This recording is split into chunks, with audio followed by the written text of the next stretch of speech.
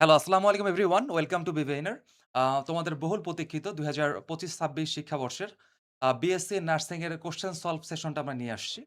আ আমরা একে, একে করে তোমাদের সবগুলা হচ্ছে সাবজেক্টেরই সলভ দিব। সবার শুরুতে হচ্ছে আমাদের সাধারণ জ্ঞান হবে। তারপরে হচ্ছে বাকি সাবজেক্টগুলো আমরা মানে সলভ করব আরকি। এবং সলভ করার ক্ষেত্রে আমরা যে কাজটা করব সেটা হচ্ছে যে আমাদের অ্যান্সার কোনটা এবং এটার এক্সপ্লেনেশন কারণে এটা সঠিক অ্যান্সার আর কি কারণে বাকি অপশনগুলো আমাদের অ্যান্সার হলো না সেটাও আমরা ব্যাখ্যা করব। তাহলে চলো আর দেরি না করে আমরা শুরু করে ফেলি। তো সবার ১ম এ আমি ইসলাম ভাইকে বল আ ব হ্যাঁ, এটা হচ্ছে যে অনেকেরই ভাই প্রশ্ন হচ্ছে যে আমরা ডিপ্লোমা মিডিওফারি এগুলো হচ্ছে কখন আচ্ছা, পাবো? আচ্ছা, আচ্ছা। হ্যাঁ, আমরা যেহেতু বিএসসি সলভ নিয়ে আসছি, সো ডিপ্লোমা মিডিওফারি কখন পাবো? তো আমাদের কাছে এখনো ডিপ্লোমা মিডিওফারির সম্পূর্ণ পূর্ণাঙ্গ প্রশ্নগুলো আসে নাই। যখনই আমাদের কাছে পূর্ণাঙ্গ প্রশ্ন চলে আসবে, যেগুলা যতটুকু আসছে ততটুকু সলভ চলতেছে। বাকি যখনই পূর্ণাঙ্গ প্রশ্ন চলে আসবে তখনই হচ্ছে আমরা ওইটার সলভ দিয়ে দিব। আপাতত হচ্ছে আমরা এখানে বিএসসির সলভগুলো দিচ্ছি। তো ভাই শুরুতে হচ্ছে ইসিয়াম ভাই, রাইট? শুরুতে হ্যাঁ, হচ্ছে ইসিয়াম ভাই শুরু করুক। দেন আমরা ধীরে, ধীরে ক্রমে, ক্রমে চলে আসবো। ভাই ইসিয়াম ভাই। ওকে, আমি তো আমার হ্যাঁ, স্পিকার আছে। আচ্ছা। সবাইকে স্বাগত জানাচ্ছি। আমাদের একে, একে তো আমরা হচ্ছে সব প্রশ্নেরই সমাধান দিব। তার মধ্যে আমরা বলেছি যে আমাদের প্রায়োরিটি বেজে যেহেতু আগে আমাদের ডিপ্লোমার প্রশ্ন হাতে এসেছে, সরি বিএসসির প্রশ্ন হাতে এসেছে, আমরা এটার সমাধান দিব। এরপরে যখন আমাদের অন্যান্য প্রশ্নগুলো হাতে আসবে আমরা ধারাবাহিকভাবে সমাধান দেওয়ার ট্রাই করব। তো আমরা কথা না বাড়িয়ে ক্লাসে চলে যাই। আর আমাদের সামগ্রিক বিষয় নিয়ে তো তামিম ভাই পরে হয়তো কথা বলবেন। তো আমরা আপাতত সমাধানগুলো দেই। ওকে। ১ম এ একটা জিনিস দেখো, দক্ষিণবঙ্গে অবস্থিত অন্যতম মেডিকেল কলেজ কোনটি? তোমরা দেখো এই জিনিসটি যখন আমি হুবহু আমি কখনো বলি নাই যে শেরেবাংলা মেডিকেল কলেজ দক্ষিণবঙ্গের কোথায়? সরি, একটু সময় দাও। যেমন এটির প্রশ্নটির উত্তর হলো যে শেরেবাংলা মেডিকেল কলেজ। এখন ব্যাপারটা হচ্ছে এটা আমি যখন ক্লাসে পড়িয়েছিলাম, সেটি হচ্ছে শেরেবাংলাকে যখন আলোচনা করছিলাম, শেরেবাংলা একে ফজলুল হক তিনি অবিভক্ত বাংলার ১ম মুখ্যমন্ত্রী আমরা বলছিলাম এবং তার বাড়ি যে হচ্ছে বরিশালে এটা কিন্তু আমি বারবার হচ্ছে আমার ক্লাসে বলছিলাম। যখন ক্লাসটা নিচ্ছিলাম ওই টপিকের। এবং আমি বলছিলাম যে উনি কিন্তু এই বরিশালের ছেলে, উনি এখান থেকে কলকাতায় গিয়ে মেয়র হয়েছিল। ঠিক আছে? তো যেহেতু উনার বাসা বরিশাল এবং বরিশালেই কিন্তু শেরেবাংলা মেডিকেল কলেজটা। ডিপ্লোমার প্রশ্নটা আমি দেখছি যে সাধারণ জ্ঞানের প্রশ্ন একটু বেশি ইজি হয়েছে। আর বিএসসি নার্সিং এর যে সাধারণ জ্ঞানের প্রশ্ন এটা আসলে স্ট্যান্ডার্ড প্রশ্ন ছিল। হয়তো এর থেকে অন্য সাবজেক্টগুলো সহজ হতে পারে। আমি বলব যে সাধারণ জ্ঞানের প্রশ্নটা বিএসসি নার্সিং এর জন্য খুবই স্ট্যান্ডার্ড ছিল। সেন্স যাদের ভালো আছে তারা বেশি প্রশ্নগুলোর উত্তর করতে পেরেছে। আচ্ছা, এখানের মধ্যে দেখো কি বললাম? শেরেবাংলা মেডিকেল কলেজ এটি হলো যে দক্ষিণবঙ্গে অবস্থিত। কারণ বরিশাল কিন্তু দক্ষিণবঙ্গের একটি অংশ। আচ্ছা, এরপরে আমরা যাই ২য় প্রশ্নটি। সেটি হচ্ছে যে আণবিক গুণাবলী থেকে এই প্রশ্নটা আসছে। দেখো, এসএসসি পরীক্ষার পূর্বে মায়ের মৃত্যু হলে ইয়ামিনের উচিত। ইয়ামিন একজনের নাম। তোমরা জানো যে এসএসসি পরীক্ষার আগে তার মায়ের মৃত্যু যদি হয়ে থাকে বা হলে তাহলে সে কি করবে? তার করণীয়টা কি? ৪ টা অপশন ছিল এই মানবিক গুণাবলীর প্রশ্নটার মধ্যে। ১ম যে অপশনটি সেটি হচ্ছে পরবর্তী পরীক্ষায় অংশগ্রহণের সিদ্ধান্ত নেওয়া। এটা অপশন ১। ২ নম্বর অপশন হচ্ছে বন্ধুদের সাথে সময় কাটানো। ৩ নম্বর অপশন হচ্ছে প্রতিকূলতার বিরুদ্ধে প্রতিজ্ঞা হওয়া। আচ্ছা, আরেকটি অপশন হচ্ছে যে পরীক্ষা বাদ দেয়া। দেখো, একজনের মানে ধরো যে মা মারা গেছে। এইজন্য পরীক্ষা বাদ দিতে হবে। এটা একদম খুব বেশি আবেগী বিষয় একটা ডিসিশন হিসাবে। মানে আসলে তো মানুষ মরে যাবে, এ ধরনের বা কোন ধরনের দুর্যোগ আসবে। এটাকে সামলিয়ে হচ্ছে আমাদের সামনের দিকে এগোতে হবে। এটাই হচ্ছে যে সাধারণ একটা মানে একদম একটা কমন সেন্স এর কথা আরকি। তো ব্যাপারটা হচ্ছে পরীক্ষা বাদ দেয়া এটা তো প্রশ্নই আসে না। পরীক্ষা কেন বাদ দেবে? আরেকটি ১ম এ দেখো যে পরবর্তী পরীক্ষায় অংশগ্রহণের সিদ্ধান্ত নেওয়া, মানে বন্ধুদের সাথে সময় কাটানো সব বাদ দিয়ে মা মারা গেছে এজন্য বন্ধুদের সাথে সময় কাটাবে। এটাও আসলে ওয়াইজ কোন ডিসিশন হবে না। এখন অনেকে যেটা করছো তোমরা এই এ আর সি নম্বরের মধ্যে এসে কনফিউজড হয়ে গেছো। পরবর্তী পরীক্ষায় অংশগ্রহণের সিদ্ধান্ত নেওয়া এইটা হবে নাকি প্রতিকূলতার বিরুদ্ধে দৃঢ় প্রতিজ্ঞা হওয়া সেটি হবে। দেখো, শুধু পরবর্তী পরীক্ষায় অংশগ্রহণ নেওয়া এটিই যে তার সিদ্ধান্ত হবে তার থেকে বড় বিষয় হচ্ছে একজনের যদি মা মারা যায় তাকে কিন্তু অনেক বিষয় হচ্ছে যে ওই মানে ধরো ওই সময় তার মন ভেঙে গেছে, তার হচ্ছে যে মানসিকভাবে সে ডিসঅর্ডার, হ্যাঁ, তার পরীক্ষাও তাকে বসতে হবে, আবার তাকে শক্তও হইতে হবে। এই সামগ্রিক বিষয়গুলো মিলে এর থেকে সি নম্বর অপশনটা বেশি প্রাসঙ্গিক। সেটা কি? প্রতিকূলতার বিরুদ্ধে তাকে দৃঢ় প্রতিজ্ঞা হতে হবে। এটিই হলো এখানকার উত্তর। আমি কিন্তু পরীক্ষায় যখনই হচ্ছে যে তোমাদের এই মানবিক গুণাবলী সংযোজন করা হয়েছে তোমাদের প্রশ্নে, তোমাদের পরীক্ষার সিলেবাসে, তখন থেকেই কিন্তু আমরা যে ক্লাসগুলো দিচ্ছিলাম, আমি কিন্তু বারবার বলছিলাম যে সেন্স গুলো ডেভেলপ করতে হবে। মানে ধীরে, ধীরে আমাদের চিন্তাগুলোকে হচ্ছে আরো বেশি প্রাগ্রসর করতে হবে। সেই বিষয়ের লক্ষ্যে কিন্তু হচ্ছে আমরা বিভিন্ন ক্লাস নিয়েছিলাম। সেখানে আমি বারবার কিন্তু আমাদের কিভাবে হচ্ছে ওই চিন্তাগুলো হচ্ছে আরো বেশি গভীর করা যায়, সেগুলো অনেকগুলো প্রশ্ন সমাধানের প্রেক্ষিতে কিন্তু আমি হচ্ছে যে ডেভেলপ করে দিয়েছিলাম। এবং সেই জায়গা থেকে কিন্তু আমার মনে হয় যে তোমরা অনেকেই এই প্রশ্নটার সঠিক উত্তর করতে পেরেছো। হয়তো কেউ ২-১ টা ভুল হতে পারে। তবে মেইন উত্তর হচ্ছে যে এটার ২ নম্বরটা। এটা কিন্তু এ হবে না। এটি কিন্তু এ হবে না। একজন বলছে বি দাও, না বি হবে না। বন্ধুদের সাথে সময় কাটানো, এটি উত্তর হবে না। যারা গ দিয়েছো তাদেরটা হইছে। ওকে। এরপরে দেখো ক্রিকেট খেলার সাথে সম্পর্কিত শব্দ। দেখো এই ক্রিকেট যখন আমরা পড়িয়েছিলাম তখন অনেক বিষয় নিয়ে কথা বলেছি। দেখো যেমন ওভার, ৬ বলে ৬ বলে যে ১ ওভার হয়, এটা কিন্তু সবার একটা বেসিক জায়গা। হয়তো মেয়েরা এই বিষয়টার সাথে পরিচয় আছে কিনা, বাট ছেলেরা কিন্তু এই বিষয়টার সাথে বেশি, বেশি পরিচিত। এনিওয়ে আমার মনে হয় যে তোমরা ওভার শব্দটি এটি কিন্তু হচ্ছে যে ক্রিকেটের সাথে সম্পর্কিত। এটা তোমাদের অনেকেই তোমাদের জানার কথা। যেমন গোল হচ্ছে যে ফুটবলের সাথে সম্পর্কিত, ঠিক ওভার হচ্ছে যে অফসাইড ফুটবলের সাথে, কিন্তু ওভার হচ্ছে ক্রিকেটের সাথে। ওকে, এটাও তোমরা হচ্ছে যে ঠিক অনেকেই উত্তর করতে পেরেছো, রাইট? সবাই তাই বলতেছো। আচ্ছা, এর পরের প্রশ্ন দেখি। বাংলাদেশের সীমান্তবর্তী জেলা। এই প্রশ্নটা একদম কমন সেন্সের একটা ব্যাপার। আমি যখন বলছিলাম যে তোমরা জানো যে ৩০ টা জেলা কিন্তু ভারতের সীমান্তবর্তী জেলা আমাদের বাংলাদেশের। এটি আমি ক্লাসে বলছিলাম। কিন্তু ৩০ টা জেলা আমি গুণে, গুণে কখনো বলি নাই। কিন্তু আমি এটা বারবার বলছিলাম যখন হচ্ছে বাংলাদেশের মানচিত্র আকায়ে নদীগুলো যখন হচ্ছে বাংলাদেশে প্রবেশ করেছে, আমি যখন এভাবে বলতেছিলাম তখন কিন্তু বলছিলাম, দেখো পদ্মা নদীটি বাংলাদেশের রাজশাহী জেলার মধ্য দিয়ে কিন্তু বাংলাদেশে প্রবেশ করেছে। এইভাবে বারবার বলছি রাজশাহী জেলার ভেতর দিয়ে বাংলাদেশে প্রবেশ করে। কোন নদী? পদ্মা নদী। দেখো আমি কিন্তু বলেছি যে পদ্মা মানে রাজশাহী জেলার ভেতর দিয়ে এভাবে বলেছিলাম যে পদ্মা ১ম এ তোমার হচ্ছে যে কি বলে চাঁপাইনবাবগঞ্জে ঢুকেছে। তারপর বের হয়ে গেছে। বের হয়ে গিয়ে আবার সে মানে বাংলাদেশে ঢুকেছে কোন জেলা দিয়ে? রাজশাহী জেলার ভেতর দিয়ে। এর মধ্য দিয়ে তোমাদের বোঝা হয়ে গেছে যে রাজশাহী একটি সীমান্তবর্তী জেলা। তো এটাও আসলে ক্লাসের ভেতরকারই আলোচনা। যাদের সেন্স এবং যাদের চিন্তা খুব গভীরের ছিল বা মোটামুটি রিলেট করতে পেরেছো ওই বিষয়টার সাথে, তারা এটা অবশ্যই পেরেছো যে এটা রাজশাহী। আমার মনে হয় এটা পারার কথা। অনেকে পেরেছো, ঠিকই পেরেছো। আরেকটা দেখো যে ও আচ্ছা, আরেকটা বিষয় দেখো ঝালকাঠি হচ্ছে যে বরিশালে, যে বরিশাল বিভাগের সাথে ভারতের কোনো সীমান্ত নেই। তো ঝালকাঠিটা হবে না। টাঙ্গাইল হচ্ছে ঢাকা জেলার মধ্যে। টাঙ্গাইলের ঢাকা জেলার সাথে আর বরিশাল বিভাগ আর ঢাকা বিভাগের সাথে ভারতের কোনো সীমান্ত নেই। তো ঝালকাঠি বরিশাল বিভাগের মধ্যে, টাঙ্গাইল হচ্ছে ঢাকা বিভাগের মধ্যে। ফরিদপুর হচ্ছে আমার হলো যে ঢাকা বিভাগের মধ্যে। তার মানে এই ঢাকা এবং বরিশাল বিভাগের যে ৩ টা জেলা, এটার সাথে তো কোনোভাবেই সীমান্তবর্তী জেলা মানে ভারতের হবে না। তাহলে রাজশাহী হচ্ছে আ সীমান্তবর্তী জেলা যেটির সাথে ভারতের সীমানা আছে। তাহলে আমরা এ নাম্বার অপশনটা দাগালাম। এরপরে দেখো ব্রেইল ভাষা ব্যবহারকারীরা, এটা নরমালি হচ্ছে ব্রেইল সম্বন্ধে তোমাদের পাঠ্যপুস্তকে বিভিন্ন সময় আলোচনা হয়েছে। যেমন হচ্ছে বাংলার যখন ভাষার আলোচনা, সেখানে এটা একদম কমন সেন্স থেকে প্রশ্নটা আসে। যে ব্রেইল পদ্ধতির মাধ্যমে কিন্তু হচ্ছে যারা তোমার দৃষ্টি প্রতিবন্ধী, হ্যাঁ? তারা কিন্তু হচ্ছে আ ব্রেইল পদ্ধতির মাধ্যমে পড়ালেখা করে। ঠিক আছে? একজন ব্রেইল এক ভদ্রলোক। তিনি এই সিস্টেমটার আবিষ্কারক। তার নাম অনুসারে কিন্তু ব্রেইল প্রসিডিউর অথবা ব্রেইল প্রক্রিয়া বা ব্রেইল পদ্ধতির উদ্ভব হয়, ডেভেলপ হয় এবং ওইটা অনুযায়ী যারা দৃষ্টি প্রতিবন্ধী তারা কিন্তু ব্রেইল পদ্ধতিতে পড়াশোনা করে। হ্যাঁ? এটা একটা ব্যাপার। আরেকটা বিষয় হচ্ছে যে তাহলে এটা আমরা বলব কি? এটা হচ্ছে দৃষ্টি প্রতিবন্ধীদের হচ্ছে এটা একটা ব্যাপার। আরেকটি বিষয় হচ্ছে যে এটা কিন্তু আমি বললাম, এটা বিভিন্ন ক্লাসে একদম ছোট ক্লাসগুলো থেকে তোমরা যখন পড়াশোনা করে আসছো, তখনই এটা নিয়ে অনেকবার আলোচনা হয়েছে। আচ্ছা, এটা দৃষ্টি প্রতিবন্ধী গেল। এর পরের যে প্রশ্নটি সেটি হচ্ছে ওয়ার্ল্ড হেলথ অর্গানাইজেশন রে ভাই। আমি বারবার যখন অর্গানাইজেশন গুলো পড়াতাম ক্লাসে, আমি বারবার বলছি যে ভাই তুমি আগে হু পড়ো। ওয়ার্ল্ড হেলথ অর্গানাইজেশন আমি কতবার যে লেখাইছি, ঠিক আছে? যে এটার কোনো মানে ইয়াত্তা নেই। আমি অনেকবার লিখিয়েছি। তো এটা তোমরা জানো যে এটা হচ্ছে জেনেভায়, ঠিক আছে? সুইজারল্যান্ডের জেনেভায় এর সদর দপ্তর। বহুবার আমি এটা পড়িয়েছি। তোমরা এটা সবাই ভালো মতো জানো। ওকে। আচ্ছা, আরেকটি জিনিস দেখো, সেটি কি? মমতাজ মহল।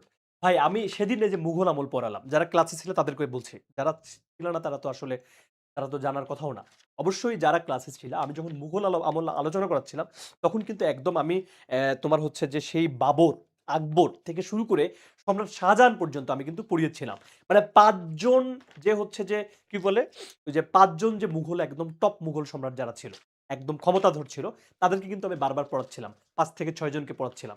এবং পড়ানোর সময় আমি যখন শাহজাহান পড়াচ্ছিলাম, তখন কিন্তু আমি হচ্ছে মমতাজ মহল নিয়েও কথা বলেছি। যে মমতাজ মহল, তারপরে হচ্ছে সম্রাট শাহজাহানের যে পুত্র, যেমন আওরঙ্গজেব, দারা, পূজা এদেরকে নিয়েও কিন্তু আমি আলোচনা করছিলাম।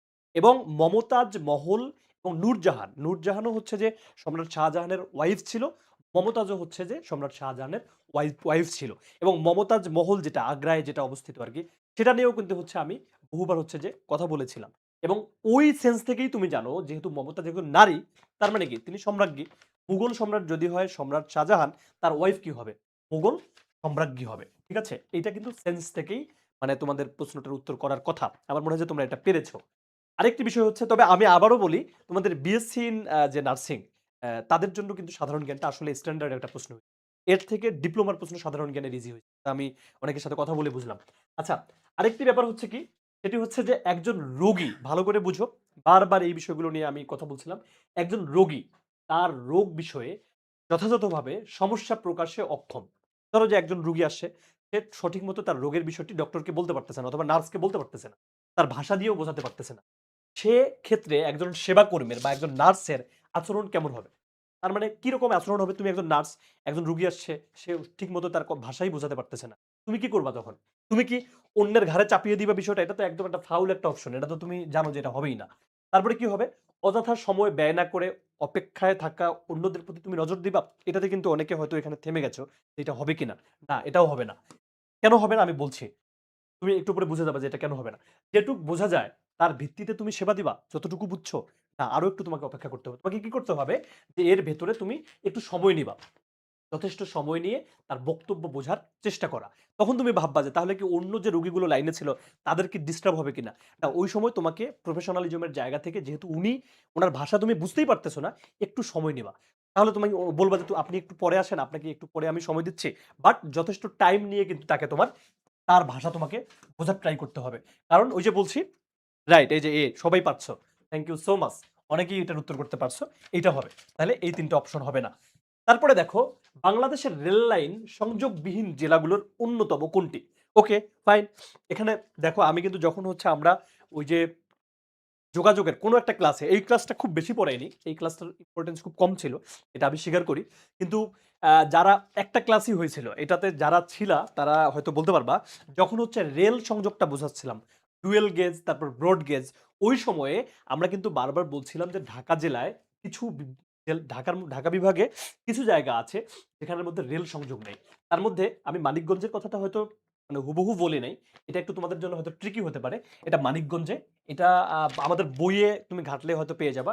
বাট আমি হয়তো ক্লাসে এটা আলোচনা করিনি। এনিওয়ে, বাট সুনামগঞ্জে রেল আছে এবং ঝিনাইদহে রেল আছে, নওগাঁতে রেল আছে। মানিকগঞ্জে আসলে রেল যোগাযোগ নাই। সেখানে কিন্তু রেল নাই। আমার মনে হয় যে কমন সেন্স, আমি যেভাবে বারবার ওই যে মানচিত্র আঁকায় বিভিন্ন সময় ক্লাসে কেন মানচিত্র আঁকায় পড়াই আমি? তার কারণ হচ্ছে যে তোমাদের সেন্স গুলো যেন বারবার ডেভেলপ হয়। এই সেন্স থেকে আমার মনে হয় যে তোমরা হয়তো অনেকেই উত্তর করতে পেরেছো এটা মানিকগঞ্জে আসলে রেল যোগাযোগ নেই। তারপরে দেখো, সহকর্মী নার্স, তুমিও নার্স, তোমার আরেক তোমার যে সহকর্মী সেও নার্স। ঠিক আছে? এটাই তো সহকর্মীর মানে সংজ্ঞা। যে তুমি একসাথে কাজ করতেছো, তোমার সহকর্মী সেও নার্স। সে ভুল ওষুধ দিতে উদ্যত হলে তুমি দেখতেছো যে একজন রোগীকে সে ভুল ওষুধ দিচ্ছে। এখন তুমি কি করবা? সে যদি ভুল ওষুধ দেয়, তুমিও নার্স, তুমি বুঝতেছো ভুল ওষুধ দিচ্ছে। তাহলে তোমার দায়িত্বশীল আচরণটা কেমন হবে? সেটাকে উপেক্ষা করা মানে কি? কাউকে তুমি ইগনোর করবা, ওকে ইগনোর করবা? না, এটা হবে না। এটাও তো ফাউল একটা উত্তর।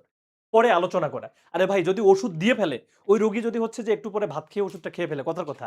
তারপরে তুমি হচ্ছে যে পরে এই সুবিধা মতো সময়ে তুমি ওই নার্সকে বলবা তুমি ভুল ওষুধ দিছো। পরে দেখা গেল যে ওই ওষুধ খেয়ে মারা গেছে ওই রোগী। এটাও হবে না। তাহলে কি? তাৎক্ষণিক তার নজরে আনা, আরেকটা হচ্ছে কর্তৃপক্ষের কাছে অভিযোগ দেয়া। ভাই কর্তৃপক্ষের, হ্যাঁ, এইখানে একটা ঝামেলা আছে। এইখানে একটা ঝামেলা আছে যে তুমি এই ২ টার মধ্যে কোনটা তুমি নিবা? কর্তৃপক্ষকে অভিযোগ করতে আমাদের দেশের যে সিস্টেম, কর্তৃপক্ষকে অভিযোগ করতে ওই রোগীকে দেখা গেল যে ওষুধ দিয়ে ফেলছে। তুমি কিছুই বললে না, রোগী মারা গেছে। না, তাৎক্ষণিকভাবে তার নজরে আনা যে না, এটা মনে হয় ভুল ওষুধ হচ্ছে। এটা দেয়া থেকে আমাদের বিরত থাকতে হবে। তো আমার এটার বেস্ট উত্তর হবে তাৎক্ষণিক তার নজরে আনা। ওই যে সহকর্মী, তাকে বোঝাতে হবে যে না, এটা একটু ভুল ওষুধ যাচ্ছে। এটাকে হচ্ছে একটু আমাদের এটা না দেয়া উচিত। তখন কিন্তু সেও, তোমার সহকর্মী কিন্তু বুঝতে পারবে। ওকে। তাহলে এটা কিন্তু কর্তৃপক্ষের কাছে অভিযোগ করতে ওই ভুল ওষুধে রোগী মারা যেতে পারে। সো এটাও কিন্তু হবে না। এটাও হবে না। আচ্ছা, আমরা এর পরের প্রশ্নটায় যাই। পরীক্ষায় অকৃতকার্য হওয়া তিরস্কৃত হলে, হ্যাঁ, করণীয় কি? আচ্ছা, পরীক্ষায় ধরো যে তুমি পরীক্ষায়, আমাদের এখানে তুমি পরীক্ষা দিচ্ছ, তুমি অকৃতকার্য হচ্ছ।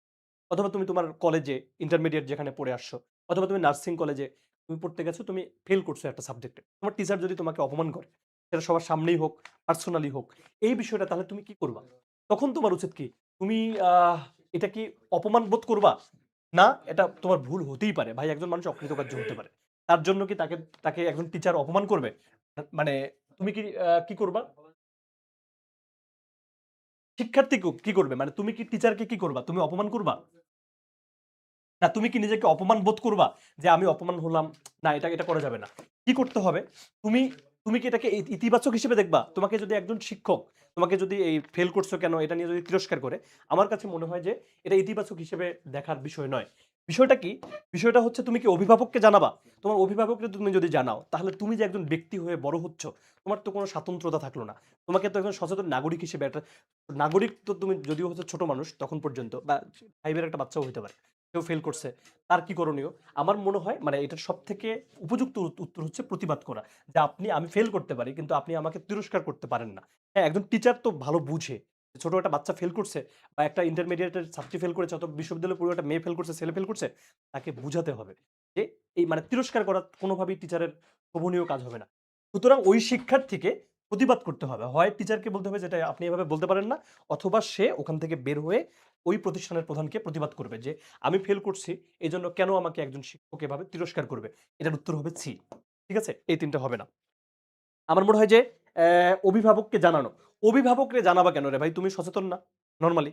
আচ্ছা যদি 1, 2, 3, 4 এর বাচ্চা হয়, সেক্ষেত্রে একটা ব্যাপার। কিন্তু নরমালি যেহেতু তুমি কোন ক্লাসের, এটা হচ্ছে ব্যাপার যে এটা কোন ক্লাসের স্টুডেন্টদের জন্য দিছে। এটা কিন্তু কোনো 1, 2, 3, 4 এর বাচ্চার জন্য এই প্রশ্নটা নয়। কারণ তুমি যেহেতু একজন শিক্ষার্থী ইন্টারমিডিয়েট পাস করে আসা, যারা পরীক্ষক তারা প্রশ্ন করেছে তোমাদের উপর ডিপেন্ড করে যে তোমার মতো স্টুডেন্ট যদি ফেল করো তাহলে তোমার কি করণীয়? তুমি বোঝো না তোমার বয়স তো প্রায় 18 হয়ে গেছে। তুমি অবশ্যই এটার প্রতিবাদ করবা। অভিভাবকরা জানালে তো তুমি তো তাহলে একবার ছোট বাচ্চা। ঠিক আছে? অবশ্যই তোমার এটা প্রতিবাদ করতে হবে। এটা উপযুক্ত উত্তর আমার কাছে মনে হয়েছে। আরেকটা ব্যাপার হচ্ছে যে আমি আরেকজনের সাথে কথা বললাম। আরেকজন অভিজ্ঞ শিক্ষকের সাথে তিনি বলছেন যে ইতিবাচকভাবে দেখা এইটাও হতে পারে। তবে আমার কাছে মনে হলো যে এইটার থেকে আমার কাছে কেন জানি মনে হয় যে এইটা বেশি উপযুক্ত। আর যদি এটা নেয়, সেক্ষেত্রে আসলে তো আমরা বুঝবো না যে আসলে কোনটা উত্তর নেবে। তবে আমার কাছে মনে হচ্ছে সামগ্রিকভাবে প্রতিবাদ করা এই উত্তরটা হচ্ছে বেশি গ্রহণযোগ্য, উপযুক্ত। আচ্ছা, আরেকটা যদি এ দিয়ে থাকো, যদি কোন কারণে এ উত্তরটা নেয় তাহলে তারা প্লাস মার্ক পেয়ে যাবা। আমার কাছে মনে হচ্ছে যে এই উত্তরটা সি বেশি মানে গ্রহণযোগ্য আরকি। হতে পারে যদি এ কোনভাবে নেয় তাহলে তো তুমি ১ মার্কস পেয়ে যাবা। আচ্ছা, আরেকটা প্রশ্ন দেখো, খেলার খেলায় অংশ নিতে, খেলায় এটা হবে। খেলায় অংশ নিতে ইচ্ছুক একজন প্রতিবন্ধী শিশুকে অন্য শিশুরা খেলায় অংশ নিতে অস্বীকৃতি জানালো। হতাশ হয়ে শিশুটি মাঠের এক কোণে একাকী বসে থাকলো। একজন দায়িত্বশীল দর্শকের উচিত কি হবে? তুমি খেলা খেল বাচ্চা খেলতেছে, তুমি ওখানে দর্শক হিসেবে দেখতেছো একজন প্রতিবন্ধী শিশু খেলতে চাইছে, তার যে সহপাঠীরা তারা তাকে খেলাতে নেবে না কারণ সে প্রতিবন্ধী। তখন ওই প্রতিবন্ধী শিশুটা হতাশ হয়ে মাঠের দর্শক সারিতে বসে আছে। তুমি তাকে তাহলে এই অবস্থায় কি করবা? তুমি দেখো, একজন প্রতিবন্ধী কিন্তু বিভিন্নভাবে হইতে পারে। সে মানসিকভাবে প্রতিবন্ধী হইতে পারে কিন্তু খেলার জন্য ফিট। হয়তো কথা বলতেছে না, বোবা, সেও কিন্তু প্রতিবন্ধী, তাই না? বা বধির, সেও কিন্তু প্রতিবন্ধী। কিন্তু সে খেলতে পারে। তার সুষম দেহ, সে খেলতে পারবে। বাট ওই যে কথা বলতে পারে না জন্য তাকে নেবে না। এটাও হইতে পারে। আবার দেখা গেছে যে সে মানে অল্প করে কোনো জায়গায় তার হয়তো কানটা কেটে যাওয়া অথবা হাতটা করা, তাই না? নাই। কিন্তু সে খেলতে পারবে। অথবা মোটামুটি সে খেলতে পারুক আর নাও পারুক, যদি একবারে না পায়, তাও যদি হচ্ছে সে খেলায় অংশ নেয়, সে যদি দাঁড়ায় থাকে, তাও কিন্তু হচ্ছে বিষয়টা কি তার জন্য কিন্তু হচ্ছে যে বেশি মানে এটা কিন্তু সম্মানের। তাকে আমরা এটা দিতে পারি। কারণ ব্যাপারটা হচ্ছে এখানে উত্তরটা কি হতে পারে? সেটা হচ্ছে তুমি একজন সচেতন দর্শক হিসেবে যেটা করতে পারো, অন্য শিশুদের বুঝিয়ে তাকে খেলায় অংশ নিতে উদ্বুদ্ধ করা। এটা হচ্ছে বেস্ট উত্তর। এটাই উত্তর। এটাই উত্তর হবে। এরপরের প্রশ্নটা দেখো, সেটা কি? হার্ডিঞ্জ ব্রিজ সেতুটি। এই হার্ডিঞ্জ ব্রিজ নিয়ে তোমরা অনেকেই জানো। হার্ডিঞ্জ সেতুটি এটা কিন্তু আমাদের বইয়ে আছে। এটা আমাদের বই যদি তোমরা খোঁজো হার্ডিন সেতুটি যে নদীর উপর অবস্থিত তার নাম হলো পদ্মা। দেখো ওই যে পদ্মা নদীটা বাংলাদেশের রাজশাহী জেলার ভেতর দিয়ে ঢুকেছে, সে কিন্তু ঈশ্বরদীর পাবনা হয়ে একদম কুষ্টিয়ার কাছাকাছি হয়ে কিন্তু গোয়ালন্দ রাজবাড়ী হয়ে কিন্তু সে কিন্তু চলে গেছে পদ্মাটা। তো পদ্মা নদীর উপরেই বেসিক্যালি এই রেল সেতু হার্ডিন্স সেতুটি কিন্তু অবস্থিত। এর পরের প্রশ্নটা দেখো, সেটি কি ডাক্তার মিলন, শহীদ ডাক্তার মিলন যে আন্দোলনের সাথে সম্পৃক্ত তা হলো। হ্যাঁ, এটা নিয়ে তোমাদের খুব বেশি আলোচনা হয়নি, এটাও ট্রু।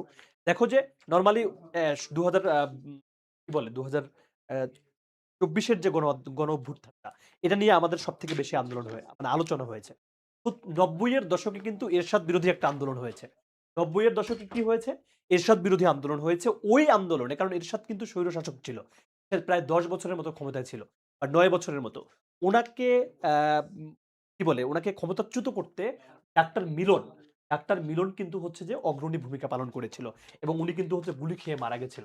এইটা একটু আনকমন তোমাদের জন্য হয়েছে। তো আমার মনে হয় যে আ তোমরা কতটা এটা পেরেছো, এটা হবে হলো যে ৯০ এর গণ অভ্যুত্থানের যে উনি শহীদ হয়েছিলেন আরকি। ৯০ এর গণ অভ্যুত্থানে উনি শহীদ হয়েছিলেন। কে? ডাক্তার মিলন। এরপরে দেখো, আচ্ছা, এই হলো আমার সাধারণ জ্ঞানের আলাপ এখানেই শেষ। এবং আমি বলব যে সাধারণ জ্ঞানের সবথেকে বেশি ইজি হয়েছে ডিপ্লোমা এবং মিডওয়াইফারিতে। তবে তোমাদের এটা স্ট্যান্ডার্ড একটা প্রশ্ন ছিল। এ পর্যায়ে হচ্ছে বাংলা সমাধান করাবে শিহাব। তোমার না? ও আমার তো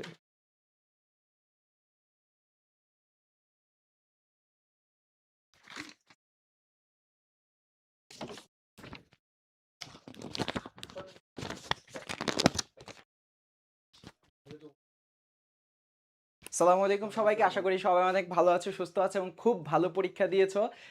আমরা বিএসসি নার্সিং এর প্রশ্নটা সলভ করব বাংলা এখন। তো এখান থেকে যদি বলি আমার লেকচার থেকে ৯ টা কোয়েশ্চেন হুবহু আসছে। একদম স্লাইড থেকে হুবহু ৯ টা কোয়েশ্চেন আসছে। সেটা আমি আলাদা করে একটা ভিডিও করে আমি দিব যে আমার প্রমাণ সহ প্রুফ সহ। আর এবং পাশাপাশি যে আর হচ্ছে ৫ টা এক্সট্রা আসছে। আমার কোয়েশ্চেন কতটা আসছে? ১৪ টা। আমার কোয়েশ্চেন কিন্তু ১৪ টা আসছে বাংলায়। সেখান থেকে ৯ টা আমার হুবহু আমার পড়ানো স্লাইড থেকে আসছে। আর যে কয়েকটা আসছে সেটা আমার বলার পার্সপেক্টিভে আসছে। আমি তো লিখে দিই না, কিন্তু বলার পার্সপেক্টিভ আছে। এখন আসি আমার প্রথম কোশ্চেন কি আসছে যে বাক্যে ব্যবহৃত শব্দগুলোকে কি বলে? সাধারণত আমি পড়ানোর সময় বলছিলাম যে ধ্বনির পরে ধ্বনি থেকে কি হয়? আমার শব্দ হয়। শব্দ। আর তারপরে কি হয়? বাক্য। বাক্য, ঠিক আছে? এই বাক্যটা হইতে গেলে এই শব্দ যখন এই বাক্যে ব্যবহৃত হয় তখন তাকে কি বলে? পদ বলে। সেটা কিন্তু আমি ক্লাসে পড়ানোর সময় বলছিলাম। তাহলে এখানে কি হবে আনসার আমার? পদ। আচ্ছা। তারপরে যাই নেক্সট কোশ্চেনে। রেইনকোট গল্পে গেরিলা আক্রমণ ধ্বংস হয়েছিল কে? ধ্বংস হয়েছিল কি? এখন কথা হলো যে গেরিলা আক্রমণটা হয়েছিল কোথায়? ঢাকায় সাধারণত তখন গেরিলা আক্রমণ হইতেছিল এবং ঢাকা কলেজের যে জায়গাটা ছিল সেখানে এই বয়ানটা যেটা আসছে যে প্রিন্সিপালের পিয়ন ছিল না? পিয়ন যখন নুরুল হুদাকে ডাকতে আসে তখন বলে তাড়াতাড়ি আসেন ভাই। কারণ कि मिसक्रिएंट लुक इलेक्ट्रिक ट्रांसफॉर्मर तोड़ दिया और वापस जाने का टाइम प्रिंसिपल साहब का कुटी में ग्रेनेड फेंका दिया, गेट तोड़ दिया। তো সেইখানে কি আছে? Electric transformer. তাহলে রেইনকোট গল্পে গেরিলা আক্রমণে ধ্বংস হয়েছিল কি? Electric transformer. তারপরে যাই 18 বছর বয়স কবিতাটির রচয়িতা কে? এটা তো একদম মানে সিম্পল কোশ্চেন। হ্যাঁ, এটা আমি হচ্ছে পড়ানোর সময় বলছি কবি সাহিত্যিকদের নাম। সেটা হচ্ছে আমার সুকান্ত ভট্টাচার্য, যাকে কিশোর কবি বলা হয়। তাহলে রচয়িতাকে সুকান্ত ভট্টাচার্য। আচ্ছা, তারপরে আসি রোজা।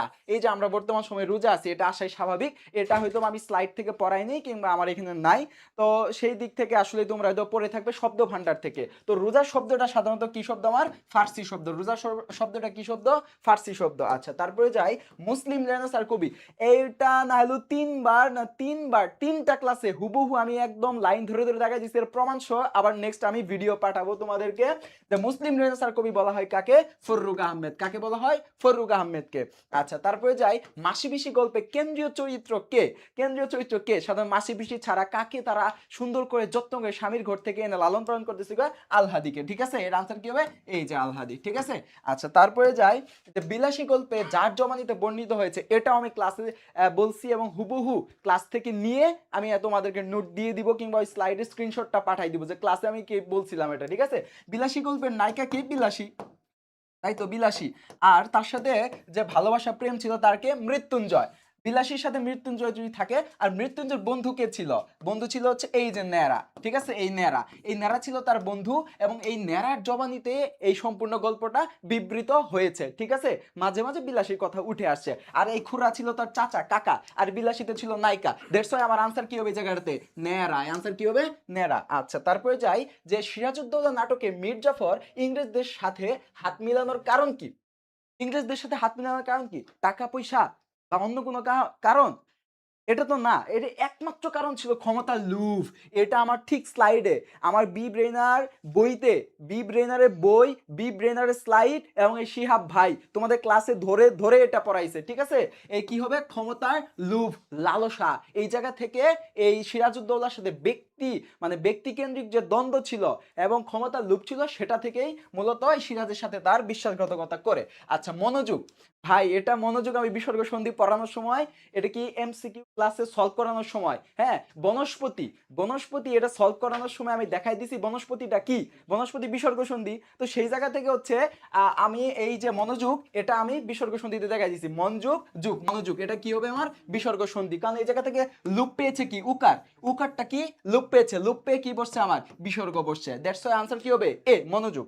আচ্ছা তারপরে যাই, লাল সালু উপন্যাসে বর্ণিত হাসপাতালে অবস্থান কোথায়, এটা আসলে খুব সহজ। এই জায়গায় গঞ্জগুলা না দিয়ে যদি আওয়ালপুর, তারপরে হচ্ছে কি মোহাম্মদনগর, এগুলা দিলে তোমার কনফিউশনের জায়গাটা থাকতো, বাট এই জায়গায় কনফিউশনের জায়গাটা নাই একদম, হুবহু আনসার কি হবে করিমগঞ্জ। করিমগঞ্জে ওই যে আওয়ালপুরের পীরের যে সমর্থক এবং হচ্ছে মসজিদের সমর্থক দুইজনে মারামারি করে হাসপাতালে গেছে, হাসপাতালটা কোথায় ছিল, এই যে করিমগঞ্জে ছিল, ঠিক আছে? আচ্ছা তারপরে যাই, ঈশ্বরচন্দ্র বিদ্যাসাগর শৈশবে কি ছিলেন, এটা কি জানো, এটা আসলে আত্মচরিত নামে একটা গদ্য আছে, আত্মচরিত, আত্মচরিত, ঠিক আছে? আত্মচরিত এটা হচ্ছে ঈশ্বরচন্দ্র বিদ্যাসাগরের, যেটা আমাদের এইচএসসি তো সিলেবাস নাই, তোমাদেরও নাই, এটা আসলে কোথাও থেকে আমরা আসলে কমন পাওয়ার কোনো উপায় আসলে নাই। এটা কোথায় থেকে আসছে আমি তোমাদের দেখাই দিব। তুমি বাংলা ফার্স্ট পেপার বইটা খুলবা, বাংলা ফার্স্ট পেপার বইটা খুলে ঈশ্বরচন্দ্র বিদ্যাসাগরের মানে সূচিপত্র খুলবা, সূচিপত্রে দেখবা এই আত্মচরিত নামে একটা গল্প আছে, সেটার পাঠ পরিচিতিতে যাবা, পাঠ পরিচিতি, পাঠ পরিচিতি, ঠিক আছে?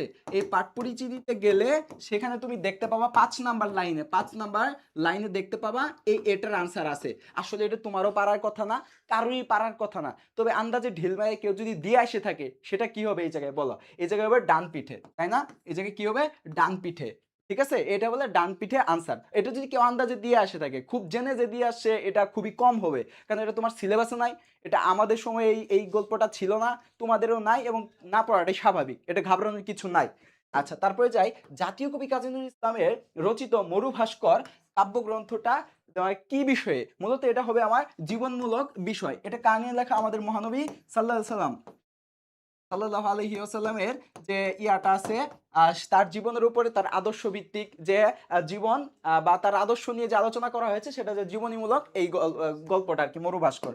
আচ্ছা তারপরে যাই ক ধ্বনিটা, আচ্ছা আমি পড়ানোর সময় ক, কণ্ঠ থেকে উচ্চারণ ক, তারপরে তালব্য, এগুলা কিন্তু মুখে ধরে ধরে ধরে ধরে বলে বলে দিছি একদম হুবহু, তার পটা উচ্চারণ করে দেখো প, প, আর দুই ঠোঁট আরেক ঠোঁটের সাথে লাগতেছে না, দ্যাটস এটি কি উষ্ঠ, ঠোঁট উষ্ঠ, এটা আনসার কি হবে আমার এই জায়গাতে, আনসার হবে উষ্ঠ, প কোন ধ্বনি উষ্ঠ। আচ্ছা তারপরে যাই, পামর শব্দের অর্থ কি, এটা 50% পারছে, 50% পারে নাই, যাদের শাব্দিক জ্ঞান রয়েছে তারা এই জায়গাটাতে পারছে, এটা ঘাবড়ানোর কিছু নাই, যারা পারছে তারা 1 মার্কস হয়তো আগাই যাবে। তো এটার আনসার হবে সাধারণত নরাধম, নরাধম মানে হচ্ছে নিচ, নিচ কিংবা হীন ব্যক্তি, ঠিক আছে? খুব ক্ষুদ্র ব্যক্তি, এরকম যার মন মানসিকতা ছোট। এরপর আসি, 1 মোল পানির ওজন, এটা তো আমার পারার কথা না, কারণ কি এটা আমি বাংলার টিচার, এখন পড়াবে কি আমাদের ফারহান ভাই, ভাই আসেন ভাই।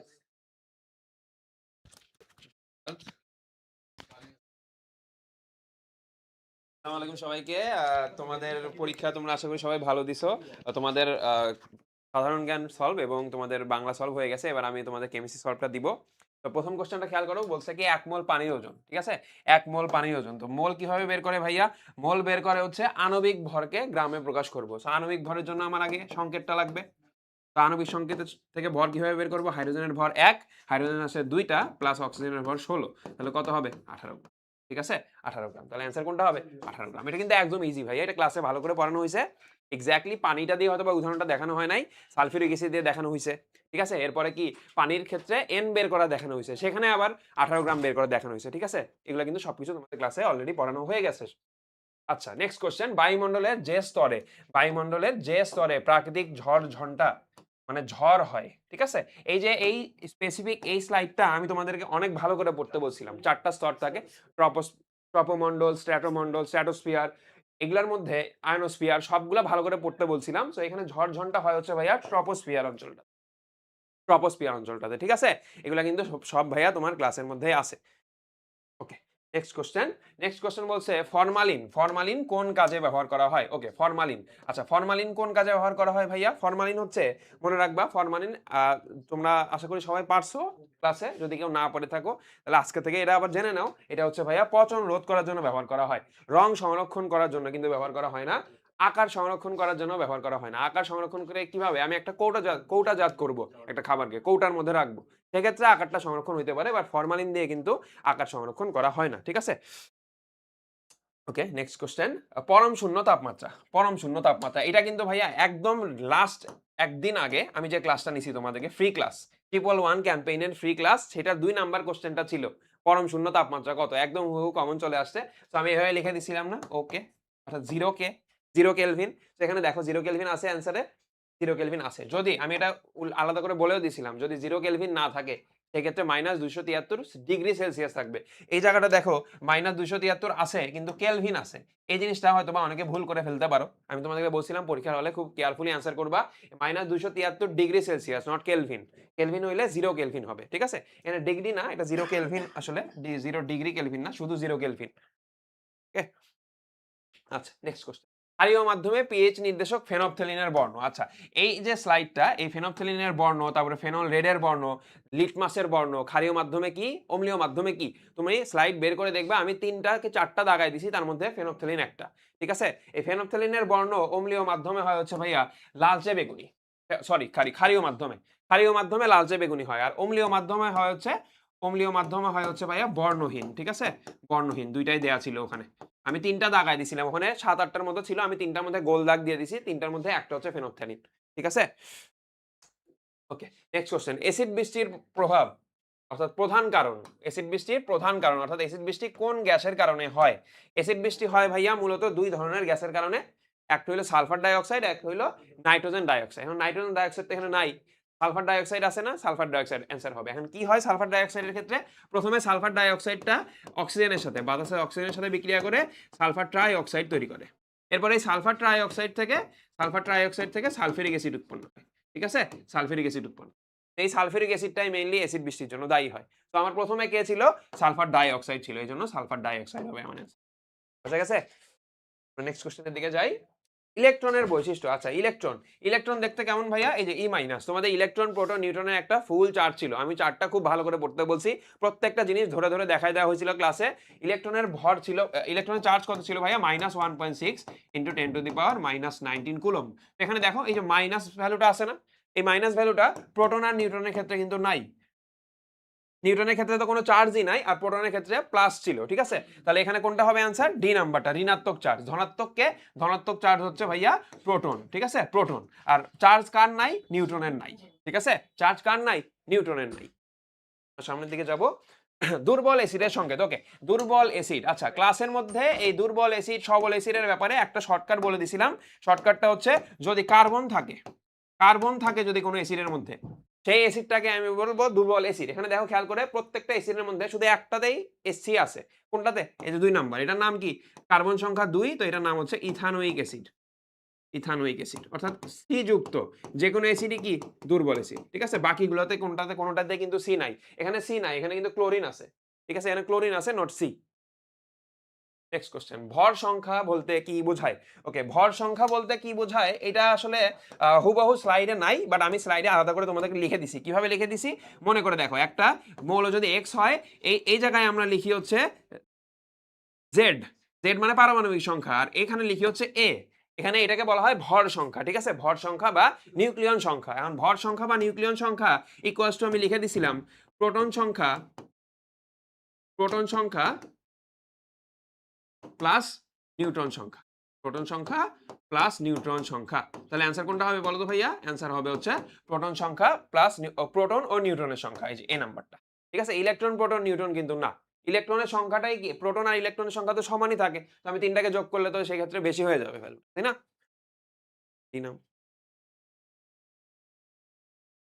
আচ্ছা, গ্লুকোজ অণুতে কার্বন সংখ্যা। গ্লুকোজ অণু, আচ্ছা গ্লুকোজ অণুটা পড়াইছি কোথায়? তোমাদের মল্ট ভিনেগার প্রস্তুতির সমীকরণ ছিল 3টা স্টেপে। সেই 3টা স্টেপের ফার্স্ট স্টেপটাতে ছিল হচ্ছে glucose plus fructose, C6H12O6 plus C6H12O6। তো এখানে তোমাদের কনফিউশন লাগছিল দুইটা দেখতে সেম, তো এটা বলে দিছিলাম যে আণবিক সংকেত সেম বাট গাঠনিক সংকেত আলাদা, গ্লুকোজ আর ফ্রুক্টোজের ক্ষেত্রে, ঠিক আছে? তো এটাকে আমি গ্লুকোজ বলতে পারি, আমি চাইলে পরেরটাকেও বলতে পারতাম গ্লুকোজ। তো আমার মেইন কনসার্ন কি, কার্বনের সংখ্যা চাইছে। সো কার্বন কয়টা এখানে দেখো তো, এখানে কিন্তু কার্বন ভাইয়া 6টা। এটা কিন্তু খুবই সহজ একটা কোশ্চেন ছিল যে এটা অ্যান্সার কোনটা হবে, এ নাম্বার 3,6H12 ও 6, ঠিক আছে? আচ্ছা, নেক্সট কোশ্চেন, উভধর্মী যৌগ কোনটি? উভধর্মী যৌগ মানে অ্যাসিডের ন্যায় আচরণ করবে, ক্ষারের ন্যায় আচরণ করবে। এটা অ্যান্সার হবে হচ্ছে ভাইয়া H2O, কারণ H2O H+ ত্যাগ করে OH- গঠন করতে পারে, আবার H+ গ্রহণ করে H3O+ ও গঠন করতে পারে, ঠিক আছে? নেক্সট কোশ্চেন, আচ্ছা, বাংলাদেশের মিঠা পানির উৎস। মিঠা পানির উৎস স্লাইডে সুন্দর করে দেয়া ছিল, দুইটা দুই দিকে ভাগ, একটা হলো ভূপৃষ্ঠের পানি, একটা হলো ভূগর্ভস্থ পানি। বাট এখানে সমস্যা হলো ভূপৃষ্ঠের পানি একটাতে অপশনে নাই, তার মানে অ্যান্সার হবে হচ্ছে ভাইয়া বি নাম্বারটা, ঠিক আছে? তোমরা স্লাইড খুললেই দেখতে পারো ভাই, এগুলো সবকিছু স্লাইডে দেয়া আছে সুন্দর। ওকে, সো এটাই ছিল হচ্ছে আমার কেমিস্ট্রি সলভ। তো তোমরা ব্যাখ্যা বাদ দিতে, ভাইয়া ব্যাখ্যা বাদ দিতে বলছো, আচ্ছা ঠিক আছে, ব্যাখ্যা অল্প স্বল্প দিতে হয়। তো তোমাদের এই কয়টা ছিল হচ্ছে কেমিস্ট্রি কোশ্চেন, মেইনলি একদম সহজ হয়েছে, কেমিস্ট্রি সচরাচর এত সহজ হয় না, ঠিক আছে? তো তোমাদের 3টা সাবজেক্টের সলিউশন শেষ, এরপরে তোমাদের হচ্ছে ম্যাথ সলিউশন হবে, ফিজিক্স সলিউশন হবে, ঠিক আছে? ওকে,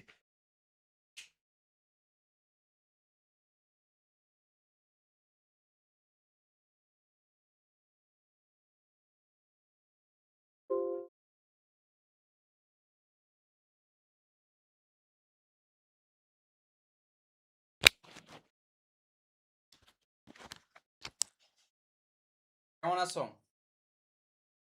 ম্যাথ করাইলাম না, কারণ হচ্ছে অনেকে ভয় পাইতে পারে। তো ভয় পাওয়ার কোনো কারণ নাই। আজকে সবচেয়ে সহজ যদি কিছু এসে থাকে সেটা হচ্ছে ম্যাথ। আমরা স্লাইডে যা করাইছি, বি ব্রেনের থেকে যা যা পড়াইছি একদম হুবহু মনে তাই তুলে দিছে। হ্যাঁ, অনেকে মনে করতে পারে যে কোয়েশ্চেন মনে হয় যে সোহান ভাইয়া নিজে করছে, বাট কোয়েশ্চেন করার পেছনে আমার কোনো হাত ছিল না। হ্যাঁ, এক্ষেত্রে কোনো ষড়যন্ত্র খোঁজা ঠিক হবে না। হ্যাঁ, কনস্পিরেসি থিওরি থাকতেই পারে যে আমি হয়তো কাউকে বলে দিছি যে এই কোয়েশ্চেনগুলো দিয়েন, এরকমই হইতে পারে, তাই না? অনেক সহজ ছিল। আচ্ছা, একজন বলছে সহজ হইছে তাও ৩টা ভুল করছি। হ্যাঁ, সহজ হইছে তাও ১০টা ভুল করছে এমন পাবলিকও আছে। কারণ সে পড়েই নাই। প্র্যাকটিস করে যায় নাই। ঠিক আছে? সো তুমি ৩টা হিসাবে বেশি ভুল করো নাই। আমি বলছি যে প্র্যাকটিস করতে হবে। রাইট? দেখো, শুরুতেই যেই জিনিসটা আছে এটা আমরা হয়তো ২-১ দিন আগেই করায় দিছিলাম। সমকোণী ত্রিভুজ নিয়ে অনেক বকবক করছিলাম। যে সমকোণী ত্রিভুজের যখনই আমি পড়াচ্ছিলাম আমি বলে দিচ্ছিলাম যে সমকোণী ত্রিভুজটা হবে এইরকম দেখতে, তাই না? যেটার একটা কোণ হচ্ছে ৯০ ডিগ্রি। তো একটা কোণ যদি ৯০ ডিগ্রি হয় তো এটা স্বাভাবিকভাবে পারার কথা যে ত্রিভুজের ৩ কোণের সমষ্টি হচ্ছে ১৮০ ডিগ্রি। তোমাকে বলছে বৃহত্তম বাহু। তো সমকোণের বৃহত্তম বাহু হচ্ছে এইটা, অতিভুজ। তো এইটা সংলগ্ন ২টা কোণ হচ্ছে এইটা আর এইটা। তো এই ২টা কোণের যোগফল অবশ্যই ১৮০ ডিগ্রি হবে, তাই না? ৩ কোণের পরিমাপ যদি ১৮০ ডিগ্রি হয়, সরি, ৩ কোণের পরিমাপ যদি ১৮০ ডিগ্রি হয়, এইটা ৯০ ডিগ্রি, তাহলে এই ২ কোণের যোগফলটা হবে ৯০ ডিগ্রি। কত ডিগ্রি হবে? এই ২ কোণ। আমরা যদি এটার নাম দেই A, এটার নাম দিই যদি B, তাহলে A প্লাস B ২টা মিলে হবে ৯০ ডিগ্রি। তাহলে আমাদের অ্যান্সারটা কত? অ্যান্সার হচ্ছে ৯০ ডিগ্রি। তো এইখানে তোমরা আরেকটা টেকনিক কাজে লাগাইতে পারো। ধরো যে জীবনে এগুলা পড়েই নাই, সে কি করবা যে সবচেয়ে বড়টা দাগাই দিবা। এই যে ৯০ ডিগ্রি আছে এর চাইতে বেশি তো আর নাই অ্যান্সারে। ঠিক আছে? আচ্ছা। একজন বলছে মিডওয়াইফারি কখন দেবে? মিডওয়াইফারির সলিউশন চলতেছে। যখন আসবে ঠিক তখনই দিব। পরীক্ষা তো দিয়ে আসছো। ঠিক আছে? এখন তো আচ্ছা, এইটা দেখো তো একদম সহজ একটা প্রশ্ন। আমি পড়ানোর সময় বারবার বলছিলাম যে এই ধরনের প্রশ্ন তোমাকে দিবে টাইম ক্ষেপণের জন্য। তুমি দেখলে মনে করবা যে হ্যাঁ, a cube plus b cube একটা সূত্র মেরে দেই। কিন্তু এখানে সূত্র মারা যাবে না। কারণ কি দেখো, এই যে ইন্ডিভিজুয়ালি a এর ভ্যালু আর b এর ভ্যালু দেওয়া আছে। তাহলে তুমি এখানে জাস্ট হচ্ছে a এর ভ্যালুটা বসায় দাও 2 কিউব আর b এর ভ্যালু হচ্ছে 5 কিউব। তো এই দুইটা যোগ করে দিলে কত হবে? 8 প্লাস 125 মানে হচ্ছে 133, 133। তাহলে আমাদের অ্যান্সার কিন্তু এইটা। তো এইটা যারা বুঝতে পারছে প্রথম দেখাতে তারা তো অ্যান্সার করছে। কিন্তু কিছু পোলাপান একটু বেশি বুঝে যারা, ঠিক আছে? যারা একটু বেশি বুঝে তারা কি করছে পরীক্ষার হলে যে এটার একটা ফর্মুলা লিখছে এইটা যে a প্লাস b তার হোল কিউব, হ্যাঁ, তারপরে মাইনাস 3ab ইন্টু হচ্ছে a প্লাস b, এইটা লিখে অনেক বড় করে করছে। কিন্তু এত বড় করে করার কোনো প্রয়োজন নেই, কারণ তোমাকে ইন্ডিভিজুয়ালি দেয়া আছে এ কি আর বি কি, তুমি জাস্ট হচ্ছে 2 কিউব আর 5 কিউব লিখে যোগ করে দিবা, তোমার অ্যান্সার কিন্তু হয়ে যাবে, তাই না? তো এইটা আসলে কেন দিল এক্সামিনার? এটা দিয়েছে যাতে তুমি তোমার আইকিউটা চেক করেছে যে তুমি আসলে এই জিনিসটা করে টাইম ক্ষেপণ করো কিনা।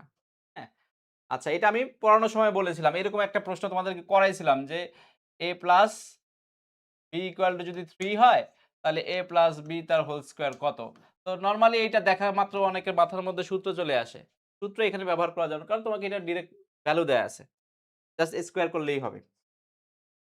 আচ্ছা, এরপর নেক্সট এইটা দেখো, এখানে বলছে 2 অঙ্ক বিশিষ্ট সংখ্যার অঙ্কদ্বয়ের সমষ্টি হচ্ছে 12 এবং গুণফল হচ্ছে 35। গুণফল হচ্ছে 35। মজার ব্যাপার হচ্ছে দুইটা জায়গায় এই কোয়েশ্চেনটা রিপিট হইছে, দুইটা জায়গায় হয়তো নাম্বারটা চেঞ্জ করে দিছে।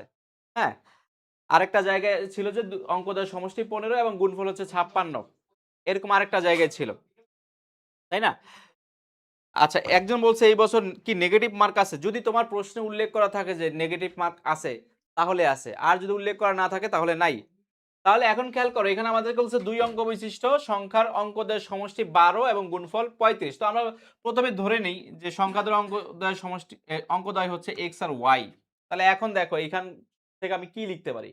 সমষ্টি বলছে x plus y equal to হচ্ছে 12, আর আমাদের গুণফল বলছে xy ইকুয়াল টু হচ্ছে 35।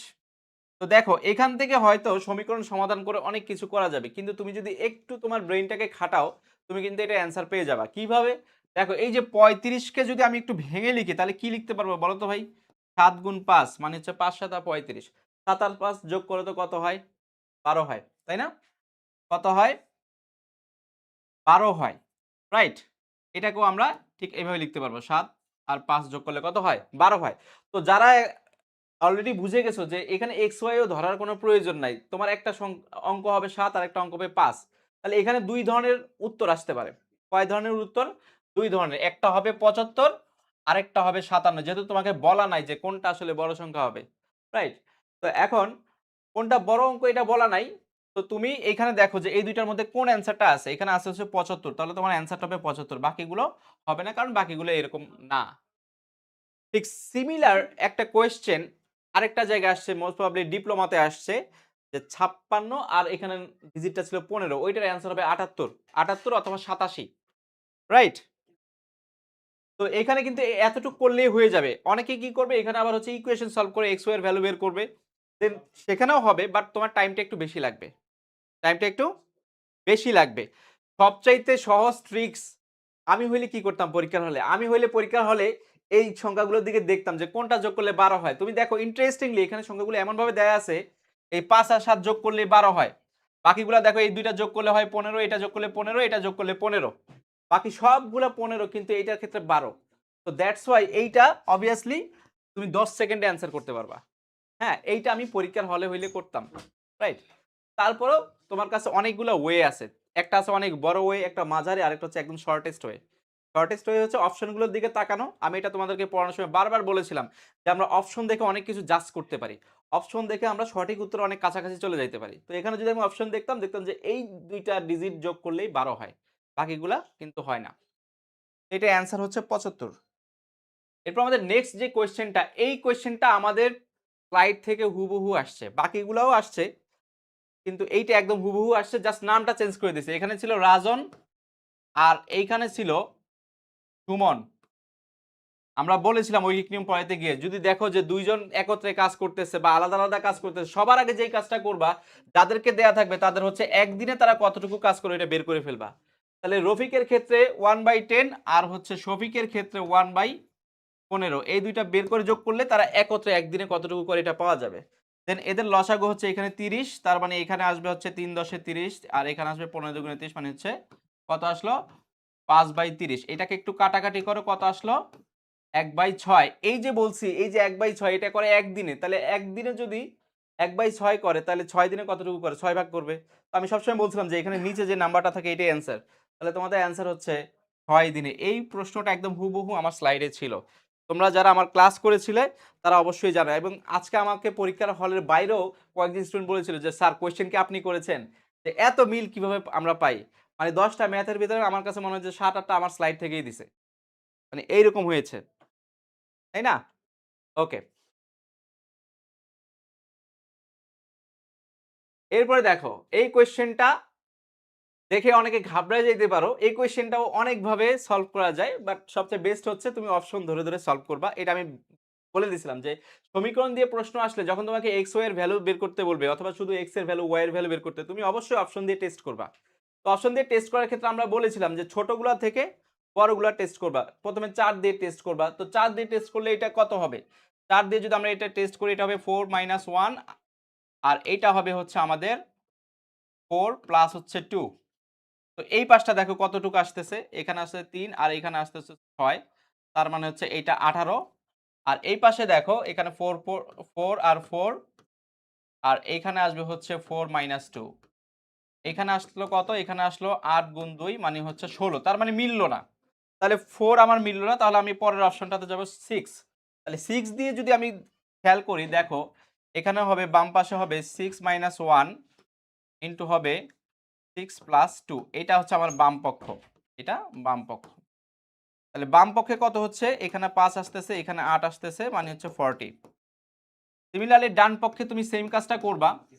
ডান পক্ষে দেখো এখানে যদি আমরা 6 বসাই আর এখানে তো হবে 4, আর ওইখানে যদি আমরা 6 বসাই আর এটা হচ্ছে 2, তাহলে দেখো কত আসতেছে? এখানে 10 আর এখানে হচ্ছে 4, মানে হচ্ছে 4.40, তার মানে এটা মিলে যাচ্ছে। যেহেতু 6 দিয়ে মিলে যাচ্ছে, তাহলে আমরা অ্যান্সার এটা করব। এটা সবসময় আমি বলে দিচ্ছি যে সমীকরণ আসলে তুমি সমাধান করতে যাবা না, সমাধান করতে গেলেই ধরা, মানে অনেক টাইম লাগবে তোমার। তো তোমার কাজে কি করা, তোমার কাজ হচ্ছে তুমি এই ভ্যালুগুলো দিয়ে এদেরকে টেস্ট করবা। যদি দুই ক্ষেত্রে সেম অ্যান্সার আসে তাহলে ওইটাই অ্যান্সার। তাহলে আমাদের অ্যান্সার হচ্ছে 6, আর বাকিগুলো সঙ্গত কারণে হবে না, আমরা চেক করি না এগুলো। আচ্ছা, এরপর দেখো এই কোয়েশ্চেনটা পড়ো নাই কে? এই কোয়েশ্চেনটা আমার স্লাইডে হুবহু আছে। যেমন একটি দ্রব্য 36 টাকায় বিক্রি করলে যে ক্ষতি হয়, 72 টাকায় বিক্রি করলে তার দ্বিগুণ লাভ হয়, দ্রব্যটির ক্রয় মূল্য কত? এইটা করাইতে করাইতে আমার মুখস্থ হয়ে গেছে। মানে এইটা অ্যান্সারটা হবে 48 টাকা। কিভাবে দেখো একটু, দেখো একটি দ্রব্য 36 টাকায় বিক্রি করলে যে ক্ষতি হয়, আমরা ধরে নিই যে ক্ষতি হচ্ছে x টাকা, তাহলে এটা কতটুকুতে? 36 টাকায়। তাহলে এই ক্রয় মূল্যটা আমার কত হবে? যদি আমরা ক্ষতিকে x টাকা ধরে নেই, তাহলে ক্রয় মূল্যটা হবে হচ্ছে আমার 36 প্লাস x, কারণ ক্রয় মূল্যের সাথে ক্ষতি যোগ করলে, সরি, বিক্রয় মূল্যের সাথে ক্ষতি যোগ করলে ক্রয় মূল্যটা পাওয়া যায়। দেখো আবার 72 টাকায় বিক্রি করলে দ্বিগুণ লাভ হবে, তাহলে আমাদের লাভ হবে কিন্তু 2x। তো এই ক্ষেত্রে আমার ক্রয় মূল্য কতটুকু? এই ক্ষেত্রে আমার ক্রয় মূল্য হচ্ছে 72 - 2x। আমরা জানি যে বিক্রয় মূল্য থেকে লাভ বিয়োগ করে দিলে ক্রয় মূল্য পাওয়া যায়। এখন দেখো এই ক্রয় মূল্যটা আর এই ক্রয় মূল্যটা সমান, তার মানে আমরা সমীকরণ লিখে ফেলতে পারি 36x ইকুয়াল টু হচ্ছে 72 - 2x। দেন এখান থেকে তুমি x এর ভ্যালু বের করবা। এখান থেকে x এর ভ্যালু বের করলে দেখবা যে এটার ভ্যালু আসতেছে 12।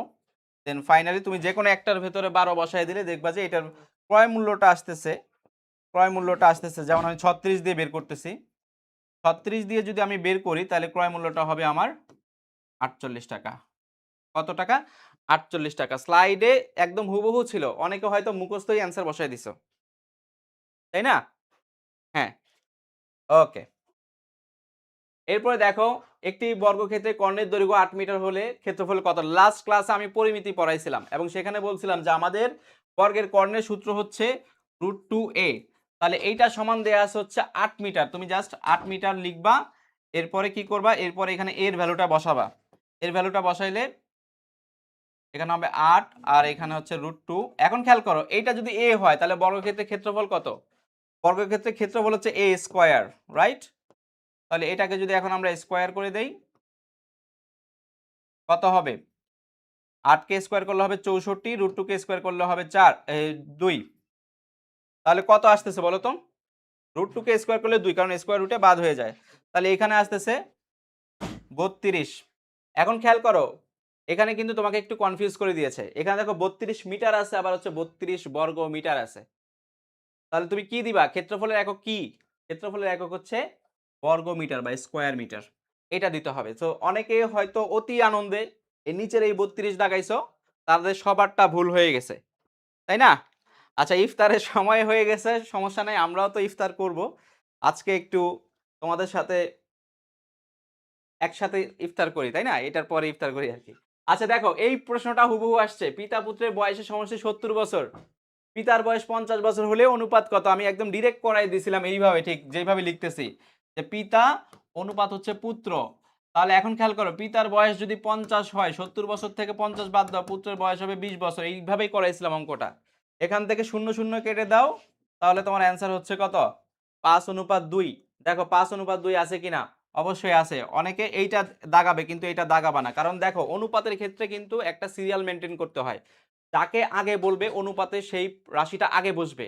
তাহলে এখানে আগে আছে পিতা, তারপরে আছে পুত্র, এজন্য আমরা আগে পিতাকে বসিয়েছি, তারপরে পুত্রকে বসিয়েছি। তাহলে আমাদের উত্তর হচ্ছে 5:2। রাইট।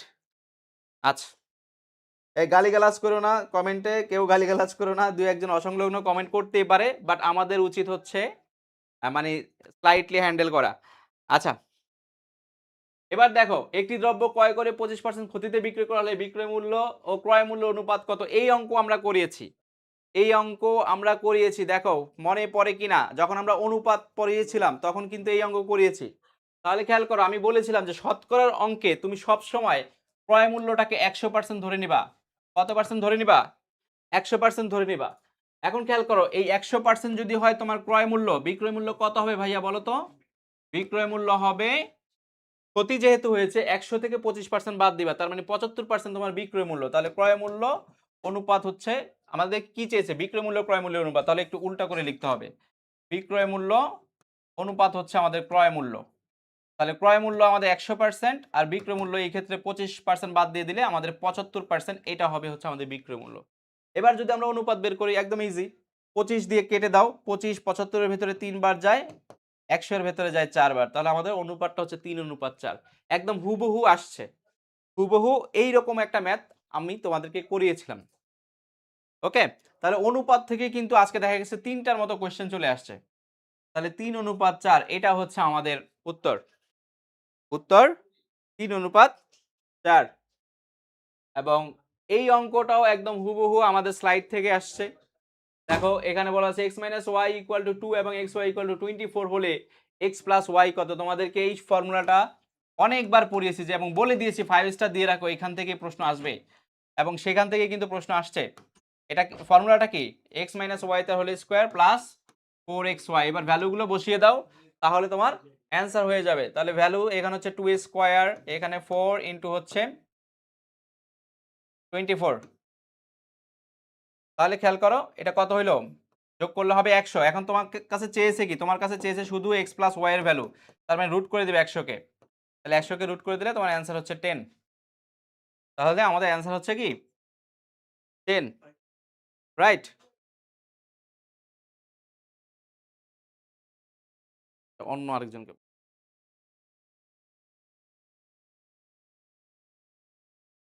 আচ্ছা এই আমার ম্যাথের পার্ট শেষ। 10টা ম্যাথ ছিল, একদম স্লাইড থেকে কমন পড়েছে। ধন্যবাদ তোমাদেরকে।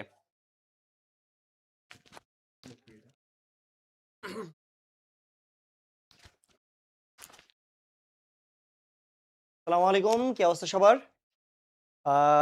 আসলে আমি দুঃখের সাথে জানাচ্ছি যে আমার ফিজিক্স থেকে খুবই খুবই খুবই কম সংখ্যক প্রশ্ন আসছে। সেটা হচ্ছে অনলি 6টা প্রশ্ন আসছে। তোমরা অলরেডি দেখে ফেলছো, আমি বেশিক্ষণ টাইম নেবো না, অলরেডি ইফতারের সময় হয়ে গেছে।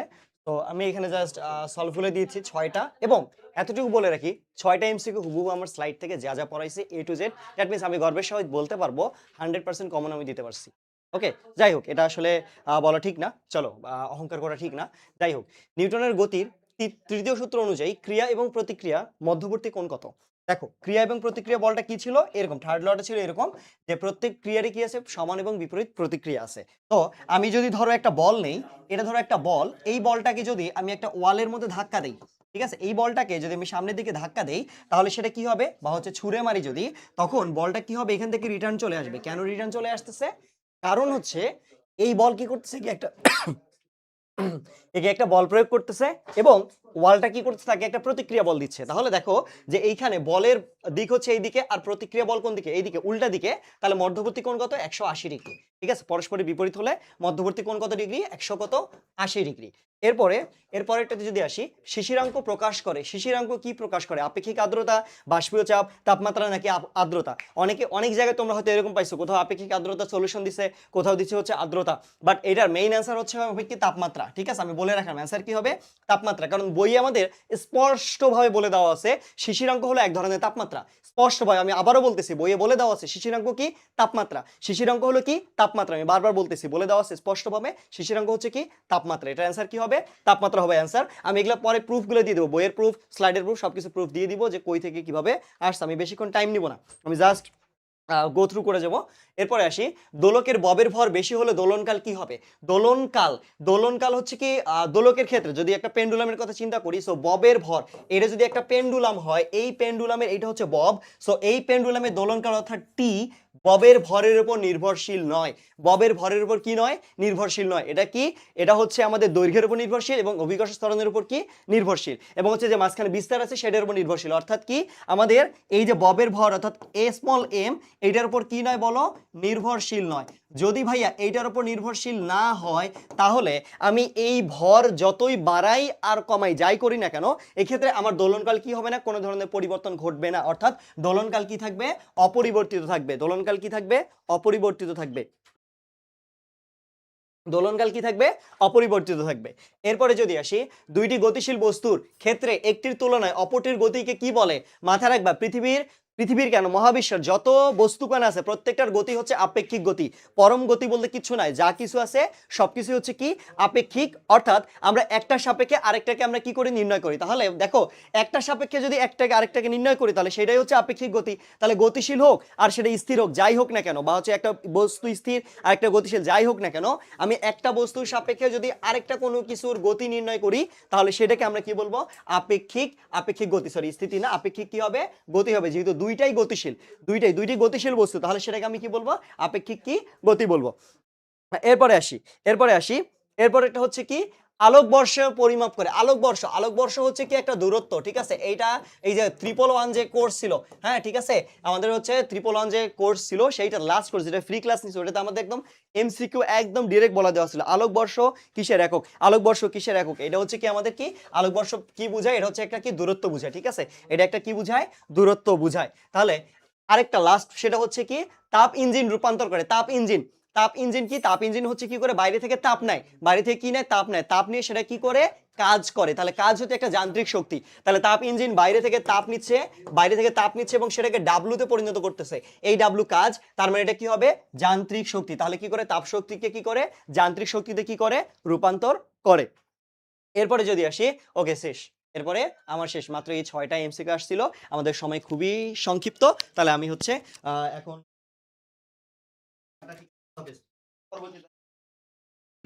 হ্যালো, ওয়েলকাম লিসে।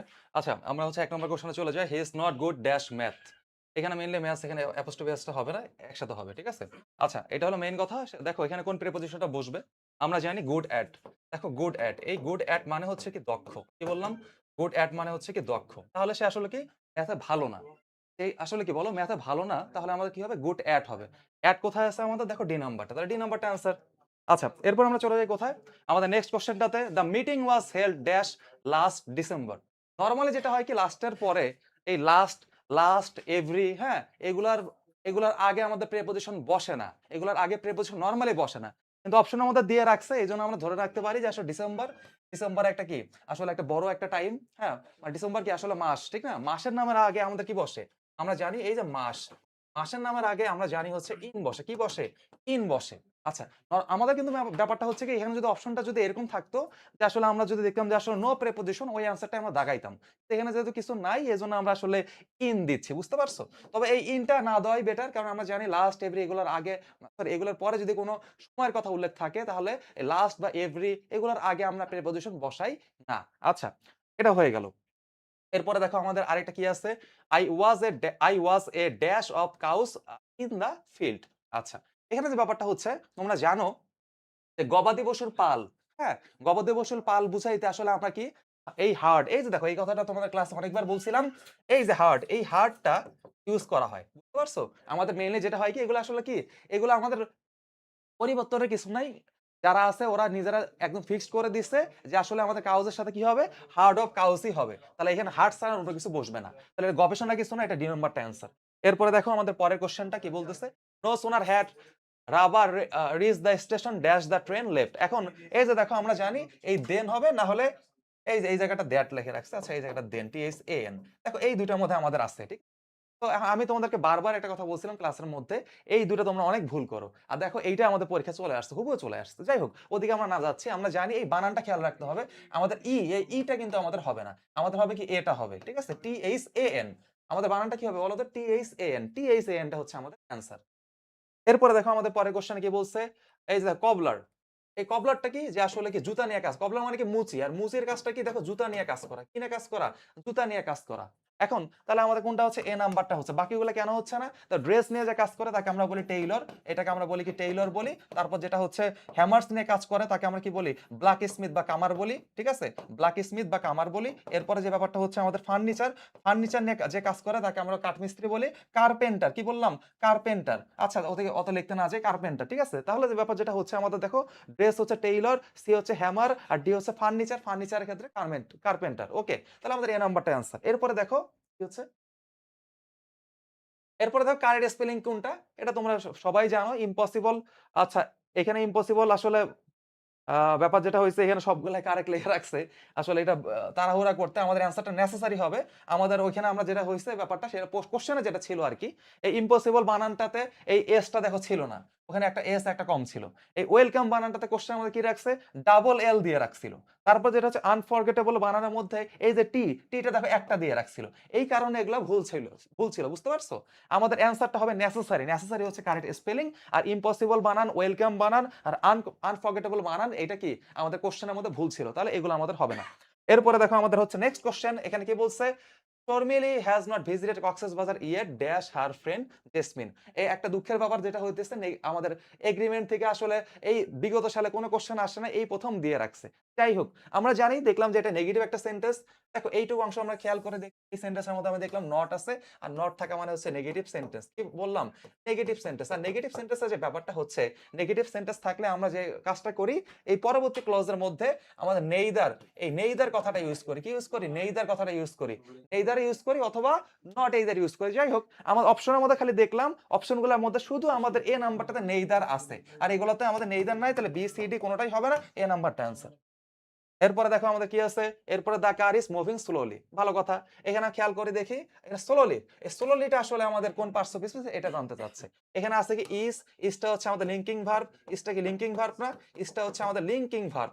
ইজটা হচ্ছে আমাদের লিঙ্কিং ভার্ব। আমরা জানি লিঙ্কিং ভার্বের পরে দুইটা ওয়ার্ড থাকলে একটা অ্যাডভার্ব হয়, এরপরেরটা কি হয়, অ্যাডজেক্টিভ হয়। ঠিক আছে, অ্যাডভার্ব প্লাস অ্যাডজেক্টিভ হয়, এটা আমরা জানি। তাহলে ইজ যেহেতু আমাদের লিঙ্কিং ভার্ব, তাহলে এটা কি হবে, এটা হচ্ছে আমাদের অ্যাডভার্ব, এটা আমাদের অ্যাডভার্ব, এটা হচ্ছে আমাদের কি, অ্যাডজেক্টিভ। ঠিক না? ও সরি, একটু ভুল হয়ে গেছে এই জায়গাটা। এই যে একটা মিনিট, এখানে আরেকটা জিনিস একটু ভুল হয়ে গেছে, আমি ভুল করে ফেলছি। সেটা কিরকম, দা কার ইজ মুভিং স্লোলি। এই যে স্লোলিটা কি, ঠিক না? স্লোলিটা হচ্ছে এখানে মেইনলি অ্যাডভার্ব। এটা কি হবে বলো তো, অ্যাডভার্ব। কারণটা কি, এই মুভিংটা হচ্ছে কি, দেখো ইজ মুভিংটা হচ্ছে আমাদের কি, ইজ মুভিংটা হচ্ছে এখানে আমাদের মেইন ভার্ব।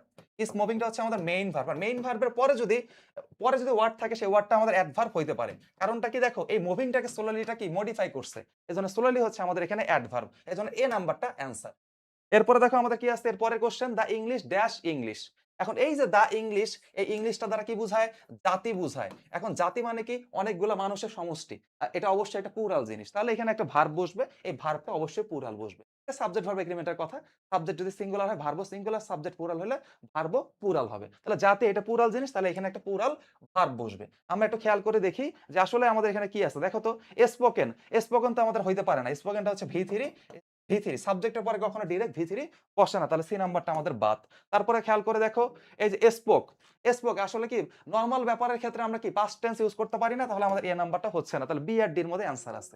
তোমরা সবাই জানো, ভার্বের শেষে যদি এস থাকে তাহলে এটা সিঙ্গুলার হয়, আর ভার্বের শেষে এস না থাকলে সেটা প্লুরাল হয়। তাহলে আমাদের ডি নাম্বারটা হচ্ছে না, বি নাম্বারটা হচ্ছে আমাদের অ্যান্সার। কারণটা কি, স্পিকটা হচ্ছে আমাদের কি প্লুরাল ভার্ব, এটা হচ্ছে আমাদের প্লুরাল ভার্ব, এই জন্য এটা অ্যান্সার। যেহেতু আমাদের সাবজেক্টটা ছিল প্লুরাল, এটা যেহেতু প্লুরাল ছিল তাহলে এই জন্য আমরা ভার্বটা আমরা প্লুরাল নিছি, সোজা কথা। আচ্ছা, এরপর আমরা চলে যাই আমাদের নেক্সট কোশ্চেনে, যেটা হচ্ছে the garden has many beautiful flowers. এখন ফ্লাওয়ার্সটা কি বলে? নাউন। ফ্লাওয়ার্স হচ্ছে নাউন। এখন নাউনের আগে যে জিনিসটা বসে সেই জিনিসটা অ্যাডজেক্টিভ হয়, তোমরা সবাই জানো। অ্যাডজেক্টিভ কোথায় আছে? আমাদের ডি নাম্বারটা আছে। ডি নাম্বারটা বুঝি না বুঝি আনসার।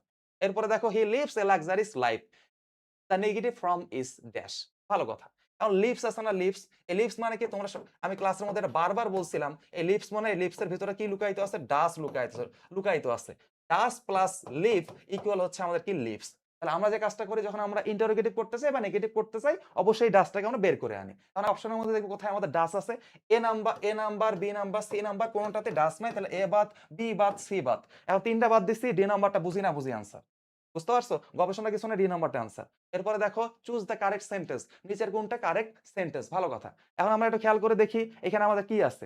আচ্ছা, তো আমরা একটা জিনিস জানি, খেয়াল করে দেখো যে এই এ নাম্বারে দেখো ডগ হচ্ছে কমন নাউন। কমন নাউনের আগে আমাদের আর্টিকেল বসে। কমন নাউনের আগে অবশ্যই আর্টিকেল বসবে। এই ডগের আগে কোনো আর্টিকেল দেয় না, তাহলে এ নাম্বারটা আগেই বাদ। আচ্ছা, তাহলে বি সি ডি এর মধ্যে একটু খেয়াল করে দেখো। বি সি ডি এর মধ্যে একটু আমরা যদি খেয়াল করে দেখি, তাহলে আমাদের একটা জিনিস মাথায় রাখতে হবে যে অ্যাডজেক্টিভ, মনে করবা আমরা একটা রুল কিন্তু জানি যে আসলে article plus adjective plus noun, এই জিনিসটা কিন্তু আমরা জানি। আচ্ছা, ভালো কথা। তাহলে অ্যাডজেক্টিভ প্লাস নাউনের আগে কিন্তু আমাদের আর্টিকেল বসে। এখন তুমি খেয়াল করে দেখো সি আর ডি নাম্বারের মধ্যে এটা হচ্ছে অ্যাডজেক্টিভ, এটা হচ্ছে নাউন।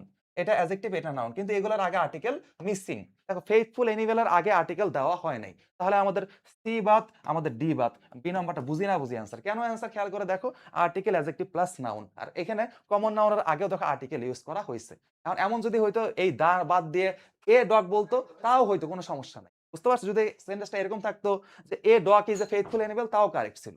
ওকে, আচ্ছা, এরপর আমরা চলে যাই আমাদের নেক্সট কোশ্চেনে। The students ultimately got over the difficulties. এখানে গট ওভার কি? আমরা সবাই জানি কি গেট ওভার। এই গেট ওভার মানে কি? গেট ওভার মানে কি? উত্তীর্ণ করা, উত্তীর্ণ হওয়া বা ওভারকাম করা। কি করা? ওভারকাম করা বা উত্তীর্ণ করা। হ্যাঁ, ঠিক আছে, যে আসলে উতরায় যাওয়া, ব্যাপারটা এইরকম। তাহলে গেট ওভার মানে কি? ওভারকাম করা। ওভারকাম কোথায় আছে? ডি নাম্বারটাতে। এটা হচ্ছে আমাদের ফ্রেজ এন্ড ইডিয়মস ছিল, এজন্য গবেষণা কিছু নাই, ডি নাম্বারটা অ্যান্সার। এরপর দেখো it was dark when we blow dash the candles. আচ্ছা, আমরা সবাই জানি ব্লো আউট। কি বললাম? এই ব্লো আউট মানে হচ্ছে কি? নেভানো। ব্লো আউট মানে কি? নেভানো। ব্লো আউট মানে কি? নেভানো। এখন ব্লো আউট এখানে কোন জায়গায় আউট আছে? ব্লো আউট এই যে ডি নাম্বারটাতে আছে ব্লো আউট। এখন ব্লো আউট মানে হচ্ছে আমাদের কি? নেভানো। তার আউট কোথায় আছে? দেখো ডি নাম্বারটাতে। এটা ডি নাম্বারটা অ্যান্সার। এটা না মনে কি সমস্যা হইছে? আমি প্রশ্নের মনে আউট দেখি নাই। এটা না কিছু একটা সমস্যা হইছে আরকি প্রশ্নের মধ্যে। কিন্তু কোশ্চেনটা আমাদের আসলে দেখা যায় কি আমাদের কালেক্ট করতে হয়, হ্যাঁ? এইজন্য একটু ভেজাল হয়ে যায় মাঝে মধ্যে। তো আমরা এটা ব্লো আউট হচ্ছে আমাদের অ্যান্সার। আউট থাকলে সেটা অ্যান্সার হবে। এরপরে দেখো আমাদের কি আছে? The word polite is Bangla means. এই পোলাইট মানে কি? পোলাইট মানে তোমরা জানো যে ভদ্র। ঠিক আছে? নম্র, ভদ্র দুইটা ইউজ করা যায়। নম্র থাকলে সেটাও ইউজ করা যাইত। তাহলে ভদ্র আছে, বি নাম্বারটা অ্যান্সার। এরপরে দেখো আমাদের কি আছে? A neighbour is one who. Neighbour মানে কি? প্রতিবেশী। প্রতিবেশী মানে কি? যে আমার বাসার আশেপাশে বসবাস করে তারাই। এখন দেখো লিভস অ্যারাউন্ড আস, এটাই হচ্ছে আমাদের অ্যান্সার। এটা হচ্ছে সি নাম্বার অ্যান্সার। ওকে, এরপরে দেখো আমাদের কি আছে? The word community. কমিউনিটি মানে কি? কমিউনিটি মানে একটা গ্রুপ। কমিউনিটি মানে একটা গ্রুপ, যে গ্রুপের মধ্যে কয়েকজন মিলে একটা গ্রুপ হলে সেটা কমিউনিটি হয়, ঠিক না? তা কয়েকজন হওয়া মানে একটা সমষ্টিগত ব্যাপার বোঝাচ্ছে। আর সমষ্টিগত ব্যাপার বোঝাইলে সেটা কালেকটিভ নাউন হয়। কালেকটিভ নাউন কোথায় আছে বলো তো? এ নাম্বারটাতে আছে। এ নাম্বারটা বুঝি না বুঝি আনসার। এরপরে দেখো the word opposite to shortest. এই যে শর্টেস্ট, আরে কথা কয় কেন এখানে? এটা হচ্ছে একদম মনে করো যে একদম বইয়ের মধ্যে একদম লেখা আছে কি রকম? সেটা হচ্ছে কি ডার্থ। একদম তোমরা বিবিএন এর বই একদম শুরুর যে অপোজিট ওয়ার্ডটা ছিল, এটা হচ্ছে বিসিএস এর একটা কোশ্চেন আরকি। তো এই ডার্থ বা শর্টেস্ট এর বিপরীত মিনিং কোনটা? একদম ভালো করে লেখা ছিল। প্রথমের একদমটা ওইখান থেকে কমন পড়ছে। তো এই শর্টেস্ট মানে কি? ঘাটতি। শর্টেস্ট মানে কি? ঘাটতি বা অভাব। শর্টেস্ট মানে কি? ঘাটতি বা অভাব। এটার অপোজিট কি হবে? প্রাচুর্য। প্রাচুর্য কোথায় আছে দেখো তো? অ্যাবান্ডান্স। এটা হচ্ছে প্রাচুর্য। একদম বিসিএস এর কোশ্চেন। কি বললাম? একদম বিসিএস এর কোশ্চেন, একদম অনুরূপ চলে। আচ্ছা, এরপরে দেখো আমাদের কি আসছে? The phrase pass away. Pass away মানে কি? পাস অ্যাওয়ে মানে হচ্ছে মারা যাওয়া। পাস অ্যাওয়ে মানে কি? মারা যাওয়া। পাস অ্যাওয়ে মানে কি? মারা যাওয়া। মারা যাওয়ার ইংলিশে কি হবে? To die. কি die? To die. C number আছে। সি নাম্বারটা বুঝি না বুঝি আনসার। এরপরে দেখো reading books is a good habit. Reading books dash a good habit. এখন এই রিডিংটা কি বলো? জেরান্ট না? এটা হচ্ছে জেরান্ট। কি বললাম? জেরান্ট। এই জেরান্ড থাকলে আমরা একটা জিনিস জানি, জেরান্ডের পরে আমাদের কি হবে? সিঙ্গুলার ভার্ব হবে। কি হবে? ভার্বটা সিঙ্গুলার হয়। যেমন তোমরা পড়ছিলা সুইমিং ইজ এ, ঠিক আছে, গুড এক্সারসাইজ, এরকম পড়ছিলা না? Swimming is a good exercise. একটু খেয়াল করে দেখো। সিমিলার জিনিস। সুইমিং ইজ এ, ঠিক আছে, ড্যাশ ড্যাশ ড্যাশ। আচ্ছা, তাহলে সুইমিং এর পরে তুমি কিন্তু ইজ ইউজ করছো। ইউজ করছো? ইজ ইউজ করছো। এখন এর মানে যেটা হচ্ছে জেরান্ডের পরে আমাদের কি বসবে? সিঙ্গুলার ভার্ব বসবে। আমি খেয়াল করে দেখি এই ৪ টা অপশনের মধ্যে সিঙ্গুলার কোথায় আছে? তোমাদেরকে একটা কথা বলছিলাম যে ভার্বের শেষে এস থাকবে, সেটাই সিঙ্গুলার ভার্ব। গবেষণার কিছু নাই। আমি দেখলাম এখানে এস নাই, এখানে এস নাই, এখানে এস নাই। তাহলে এ বাদ, সি বাদ, ডি বাদ, বি নাম্বারটা বুঝি না বুঝি আনসার। কি কারণে আনসার? এই ইজটা হচ্ছে সিঙ্গুলার ভার্ব। ওকে? এখন আর মনে কোনো কিছু নাই, আমাদের এ টু জেড মনে হয় হয়ে গেছে। হ্যাঁ, তো এটা না, তার মধ্যে একটা কথা আছে, এটা না একটা কন্ট্রাডিক্টরি ব্যাপার আছে, ওই যে লাস্ট ডিসেম্বর, ওটা আমরা যেহেতু আসলে অপশনে কোনো কিছু নাই, এই জন্য ইনটাকে চুজ করছি। তবে আমরা জানি আসলে লাস্ট এভরি এগুলোর আগে আমাদের আর্টিকেল ইউজ করা যায় না। এখন এইটা নিয়ে ওরা কি করবে, ওরাই ভালো জানে। ইংলিশে এটা একটা সমস্যা আছে, এটা নিয়ে আসলে লুকানোর কিছু নাই। এবং মোটামুটি আমাদের এখানে দেখা গেছে যে হুবহু ইংলিশে ব্যাপারটা এরকম হয়, হুবহু হয়তো বা কমন পড়ে না, কিন্তু অনুরূপ আসে, এই আঙ্গিকে আসে। আর আমরা তোমরা যে কাজটা করি, বেসিকটা তোমাদের ক্লিয়ার করছিলাম, তো মোটামুটি তোমাদের ইংলিশটা কোনো সমস্যা হয় নাই। তাহলে আসলে আমরা আসলে ইফতারি টাইম হয়ে গেছে, এই জন্য আর কোনো দীর্ঘ দীর্ঘ করতেছি না, কারণ চিটাগাং যে এরিয়াটা আছে ওইখানে আবার ইফতার আগে করতে হয়। সবাই ভালো থাকো, সুস্থ থাকো, সুস্থ লাইভ শেষ থাকো। করতেছি। এই কামনা করে আজকের এই লাইভ সেশনটা একটু বাকি আছে। আচ্ছা, আমরা তো সবগুলা দিছি। তো বায়োলজি নিয়ে তোমরা অনেকে ইয়া করতেছো যে বায়োলজি কোথায়? অলরেডি সাবিত ভাই দেখবে গ্রুপের মধ্যে বায়োলজি একটা সলিউশন দিয়ে দিছে। ওটা একদম 100% সলিউশন। ওকে? একদম ভেরিফাইড। এবার লাইভ তো আসবেই, ভিডিও তো আসবেই। বাট আপাতত ওইটাই সলিউশন। যেহেতু তোমরা একটা জানো যে অনাকাঙ্ক্ষিত একটা ঘটনা ঘটে গেছে। সো সাবিত ভাই আমাদের সাথে নাই। এইজন্য হচ্ছে আমরা বায়োলজি সলভটা ওইভাবে দিতে পারতেছি না। বাট তারপরেও বায়োলজি সলভটা ভাই অলরেডি তোমাদেরকে ডকুমেন্ট করে দিয়ে দিছে, এবং যা দিছে এটাই ভেরিফাইড। তোমরা অন্য কোথায় কি পাইছো না পাইছো, ওইটা ওইদিকে কি অ্যান্সার দেওয়া আছে ওটা ম্যাটার করতেছে না। ভাই যেটা দিছে ওইটা হচ্ছে মেইন। ঠিক আছে? মাথায় রাখবে। সাবিত ভাইয়া যেটা দিছে ওইটা হচ্ছে মেইন, এবং ওই হিসাবেই তোমরা হচ্ছে তোমরা বায়োলজি কোশ্চেনটা ইয়া করে নিবা, সলিউশন করে নিবা। আর ডিপ্লোমাটা আমরা দিব, ডিপ্লোমা মিডিফারি দিব। আর যেহেতু আজকে তোমাদের হচ্ছে এক্সাম হলো, আমাদের স্টুডেন্টের এক্সাম হলো, তাহলে তাদের জন্য আমরা একটু শেষ মুহূর্তে দোয়া করব। সো এই লাইভেই দোয়া করব। হ্যাঁ, সো ভাই আমরা ইয়ে করে দিলাম। আসো।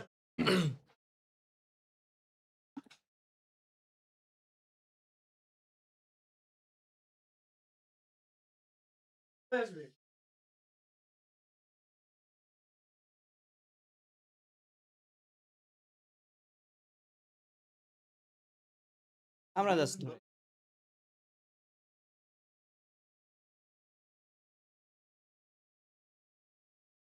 মাহফিল আর কি।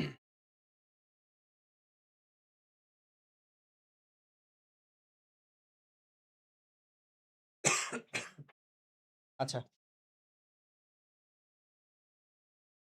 হচ্ছে শান্ত ভাই।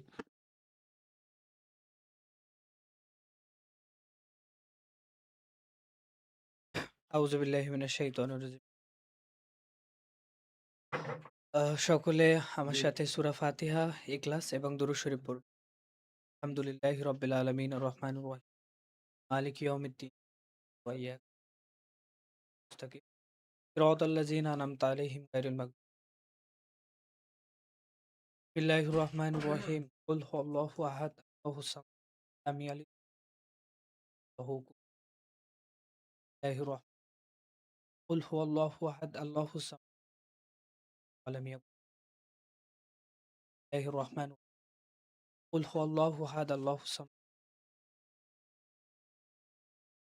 আল্লাহুম্মা সাল্লি আলা সাইয়্যিদিনা اللهم صل على سيدنا اللهم صل على سيف الله القاضي وعلي ياسين اللهم صل على سيدنا محمد اللهم صل على سيدنا محمد ربي زدني علما ربي زدني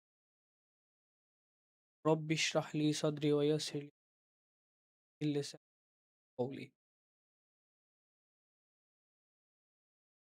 মোনাজাত পরিচালনা করার জন্য অনুরোধ করব আমাদের সবার প্রিয় শিক্ষক সোহান ভাইকে।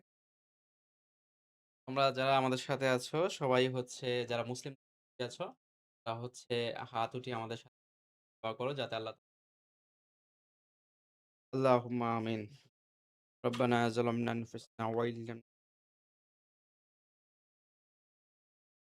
রব্বানা আতিনা ফিদ দুনিয়া হাসানাতাও ওয়া ফিল আখিরাতি হে আল্লাহ রব্বুল আলামিন, পবিত্র রমজানে সারাদিনের রোজা রেখে আপনার শাহী দরবারে ইফতারের পুরো হাত। হে আল্লাহ, আপনি তো আমাদের মনের খবর জানেন, আমাদের দিলের খবর জানেন। আপনি সর্বজ্ঞানী, সর্বশ্রোতা। আল্লাহ, আপনি দয়া করে মায়া করে আমাদের সবার মনের নেক বাসনাগুলো আপনি পূরণ করে দিন। হে আল্লাহ, আমাদের শিক্ষার্থীরা দীর্ঘদিন অধ্যবসায় পরিশ্রমের মাধ্যমে আজকে তারা অগ্নি পরীক্ষায় উত্তীর্ণ হয়েছে। তাদের ভবিষ্যৎ জীবনের যে লক্ষ্য তার দিকে এক ধাপ এগিয়ে গিয়েছে। আপনি আল্লাহ জানেন যে কারা ভালো পরীক্ষা দিয়েছে, কারা খারাপ পরীক্ষা দিয়েছে, কারা মোটামুটি লেভেলের পরীক্ষা দিয়েছে। আপনি যাদেরকে যোগ্য মনে করেন সবাইকে আপনি কামিয়াবি দান করেন। আল্লাহ, আপনি তাদেরকে এই দেশের জন্য কবুল করেন। আমাদের দেশের জন্য সবচেয়ে বেশি প্রয়োজন ভালো মানুষ, সৎ মানুষ, দেশপ্রেমিক। আল্লাহ, এই দেশপ্রেমের একটি অংশ হচ্ছে নার্সিং পেশা।